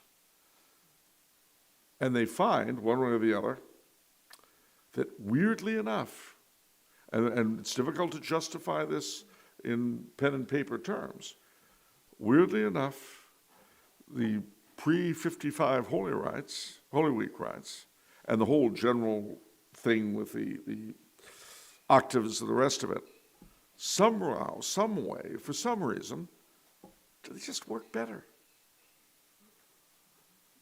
And I mean, I couldn't justify that in front of a bunch of theologians. Because you know what, Reverend Fathers and bishops and riffraff of that sort, I don't know. But I know experientially that it works in a way that nothing has since. And I use that as one example. I could go on and on. The Romanticists made room for the irrational. And by irrational, I don't mean, we do enough of that anyway, especially when we go to vote. But I mean to say the super-rational, if you will, the preter-rational. Not everything can be reduced to black and white or dollars and cents. The Romantics understood that. And when we lose sight of it, we tend to run into danger. I will get ready to sum up my statement by saying that, although this is a tangent, before the council after the Second War, people like Pius XII and a lot of other folk were aware that there was something dreadfully wrong with the church. They couldn't put their finger on it. Maybe it's the liturgy. Well, no. No. The problem was the lack of faith on the part of a significant element of the hierarchy. But they weren't necessarily conscious of it. Like the clergy and the hierarchy of the Enlightenment era, they had lost sight of the unseen. I guess that's the best way I can put it. And so they figured, since the most public part of the faith is the liturgy, maybe if we smack it around a bit, we'll come up with the great formula that'll fix everything. And that, I believe, was what a lot, not all, but a lot of what was behind the tinkering of the 50s with liturgy. And then, of course, it exploded afterwards, after the council. Romanticism requires a faith in the unseen. It requires a belief that the true, the good, and the beautiful are strong enough to survive whatever we do to them and can be found wherever we find ourselves. When I was a boy back in the 70s, the post-Vatican II era had done its work well in the Archdiocese of Los Angeles. There were no Tridentine Masses. And the most popular processional hymn was "Put Your Hand in the Hand of the Man." Anybody remember that one? Put your hand in the hand of the man who stilled the water. Put your hand in the hand. You know, notice for you younger folks, notice it's people with my hair color who can do that. There's a message in there. Anyway, that was the outcome of over-rationalizing. It was the outcome of the Enlightenment, if you will, of the 50s and 60s of the church. And like the French Revolution, that revolution became irrational, although it was started for the most rational of purposes. There does have to be a balance. I don't say that the romantic impulse is always right, because it's not. As I say, I could point out a lot of examples where it went a little bit wild. But it's something we should never lose touch with. We should never forget that the reality of things is bigger than what we see, and that if the reality of things that we see is unpleasant, there's better beyond it. The good, the true, and the beautiful are always triumphant, no matter how hard we try to step on them. That, in the end, was the credo of the Romantics. I think it's the credo of every practical Catholic. And I think it's something, particularly today, we must never, ever lose sight of. I say it's a new way of looking at the world. Well, it is. It is. There's a quote by Arthur M.I.C.M, who was if I could pull it up in a second, I'll read it to you. If not, you're not going to get it. So there. But M.I.C.M was believe it or not, a horror writer and an Anglo-Catholic in the 19th century and 20th century. But let me see, M.I.C.M, I know where it is, Arthur M.I.C.M was very much part of the Celtic Twilight, the Celtic Revival, another branch of Romanticism. And as was customary with those guys, they come up with some very interesting mystical stuff that sometimes went cray-cray, but some of it was very good and very interesting. And he wrote a book called The Great Return, in which the Holy Grail appears in a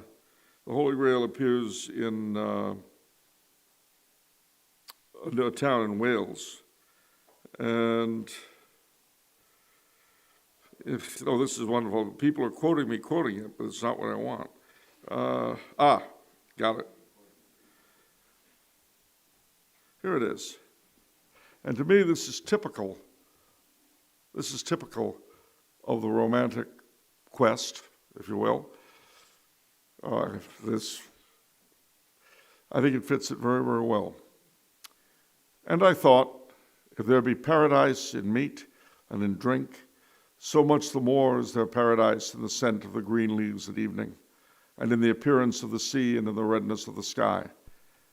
And there came to me a certain vision of a real world about us all the while, of a language that was only secret because we would not take the trouble to listen to it and discern it. I've always believed that. I believe it now at almost 65 more than I did when I was a boy. And nowhere is it truer at the Mass, and nowhere is it truer than in front of the monstrance. But even outside that, God is everywhere, his work is everywhere. And when you're down, when you're feeling depressed, when you're feeling, my gosh, the forces of evil are triumphant, look to the world around you, the way the Romantics did. Look to the past, look to the present, look to the future. Look like poor Samwise Gamgee did, stuck in Mordor. You may remember that if you read the book. His master is in a bad way.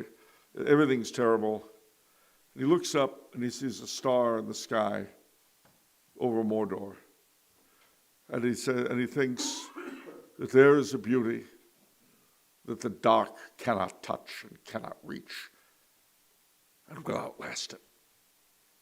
And that, ladies and gentlemen, is true in the imagination, but more importantly, it's true in the here and now. So thank you very much, and have a good evening.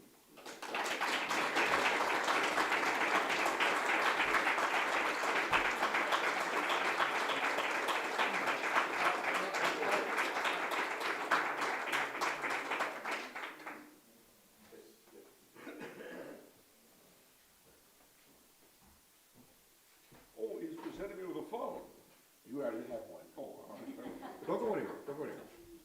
So I want to ask you a quick question. All right. I put a book back into print, Washington Irving's Life of Washington, 5 volumes. I condensed 1 and 2 into 1 volume. And so I researched Irving so I could write a biography, my intro to the book. Fascinating character. So Washington Irving is one of the most amazing Americans that ever lived. Too bad he wasn't a Catholic. I mean, amazing. Yeah. He's walking down the street in New York City when he's 5 years old, and Yeah. George Washington walks in front of him.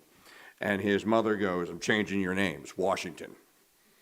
She named him Washington because he met George Washington. That's how he got. And he had a fascination with Washington for the rest of his life. For some reason. And when Charles was talking about Irving, I just want to fill in some of the details, and I'm sure you know them. When Charles was talking about Irving going to England, you know what he went there for?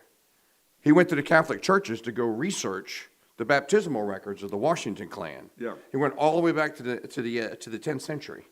It's amazing that we keep the records, and he found all of them. The original name is Wessington, the Right. name. And one of the reasons why Sulgrave Abbey, which is or Sulgrave Manor rather, is their ancestral home is a museum today, Yes. is because of his work. Irving, now mind you, I don't want to brag about my native state of New York. Although it is true, we have produced more figures of genius than perhaps any other state. And I'm not saying that, I am not saying that out of any kind of personal or what? Louisiana has the best food. Please continue. I was about to say, this is an old line of mine, every born New Yorker is half Irish, half Italian, and half Jewish. And only a born New Yorker can have 3 halves. The rest of you are stuck with 2 apiece, no more. But no, Irving, he wrote a life of Christopher Columbus. Sure did. And he popularized him as the great navigator. His work was cited when they began considering Columbus for sainthood. And also his work is cited. President Harrison read Irving's book when he decided, took 5 Italians that were going to make Columbus Day, and Harrison was influenced by reading Irving's book on Columbus. Yeah, Yep. and he went to Spain. He was one of our earlier ambassadors to Spain, and they fell in love with him. They thought he was the greatest thing. And today, the Spanish tourist office have a Washington Irving trail. So he wrote Tales of the Alhambra, which was set in, don't help me, I know this one. I do. No, it was set in the Alhambra in Granada. And said, well, no, brother, I knew that. Is this Ricardo Montalban's car, the Granada, or is Yeah, it was his first automobile. It was kind of an anachronism. But the thing about Irving too, apart from the fact that he really ennobled the folklore of my native Hudson Valley, not that we're rubbing that in or anything, as opposed to George Washington Cable down in New Orleans. But anyway, but not that we're dumping on anybody in particular. But no, seriously, Irving, he had a great love in the end of the Catholic faith. He was the epitome of the intelligent American because he was very pro-European. He loved the United States. He traveled all over the country in a way that people didn't do in those days. He went with explorers like, what's his name, Bonneville. He went out to, with Captain Bonneville out to the frontier, to Montana. another Chrysler? Yeah. Bonneville. He went to Astoria, in Oregon and Washington, the Columbia River. I mean, this man, he traveled all over Europe.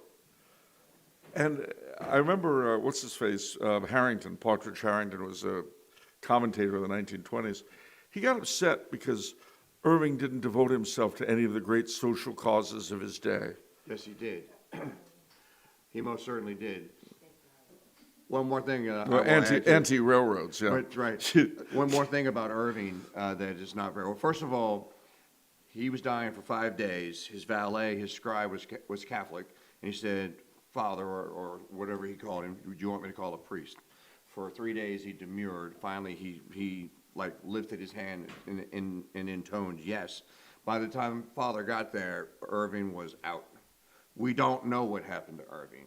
We don't know. I didn't know he had a priest at the end. I'm pretty sure that the priest visited in the last 5 days at the request of the scribe. Huh. So don't quote me on that. It's in the book. It's in my intro.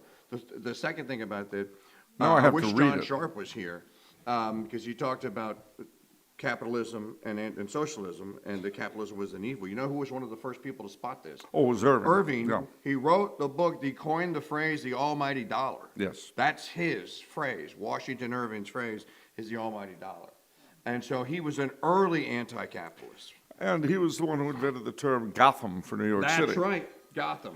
And what that comes from, does anybody know the Wise Men of Gotham? Have you ever heard this? Well, it's an old English folktale about these people in a village called Gotham, which is still there. And in order to avoid paying taxes, the tax collector came, they hid everything, and they said, "You don't seem to have anything," and they acted stupid. And the thing that finally drove the tax collector away, they had a bunch of them, there's a pool, and the moon was reflected in the pool of water. So a bunch of them, they had like hose and shovels and so on, and they're digging in the water, they're agitating it. And they said, "What are you doing?" says the tax collector. "Oh, we're trying to get the moon out of it's fallen into the pool." And we're trying to get it out. And that was it. He'd had enough of these people, and he left Gotham. And of course, as soon as he was gone, they all laughed at him. Well, Washington Irving felt that New York City was like that. The New Yorker acts like a moron when he feels like it. But who has the last laugh? And that even the phrase "the last laugh" I think was his. Several phrases. He was, and the other thing he did, he championed people like Hawthorne, Cooper, Poe, the early writers that we look up to. He championed them. He sent them letters of introduction when they went to Europe. And interestingly enough, Nathaniel Hawthorne's daughter is up for canonization. Rose Lathrop Hawthorne. Yes, her case is up. Okay, we have to wrap it up. You know what? I've been thrown out of nicer places and been abused by wealthier people. I want you to know that. Tim. Oh, I see. Well, at any rate, I would just say, though, by wrapping it up, the great thing, pray for the repose of his soul. Let's hope. I had no idea I'd seen a priest. Well, I don't think you saw him. I think he was out. Well, remarks. no. But, I'll leave you with this. I've been to his home, Sunnyside, a couple of times on the Hudson. It's beautiful. And you know how I really realized he and I were kindred spirits? In every room, there's a napping bench. So that he's walking, oh, you know what, I think I should take a nap. He was also a fan of the great American sport of drinking bourbon. Well, can't have everything. Nobody's perfect. Okay, so to wrap up today, and thank you very much, Charles, and everyone that spoke today.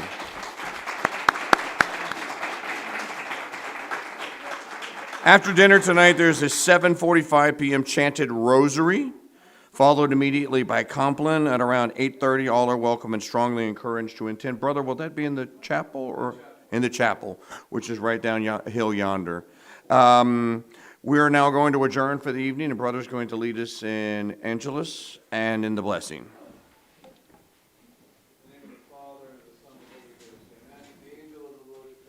Received by the Holy Spirit.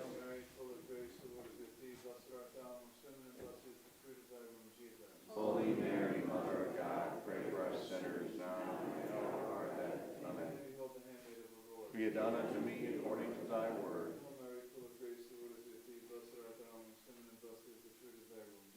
Holy Mary, Mother of God, pray for us sinners now and at the hour of our death. Amen. And dwell among us.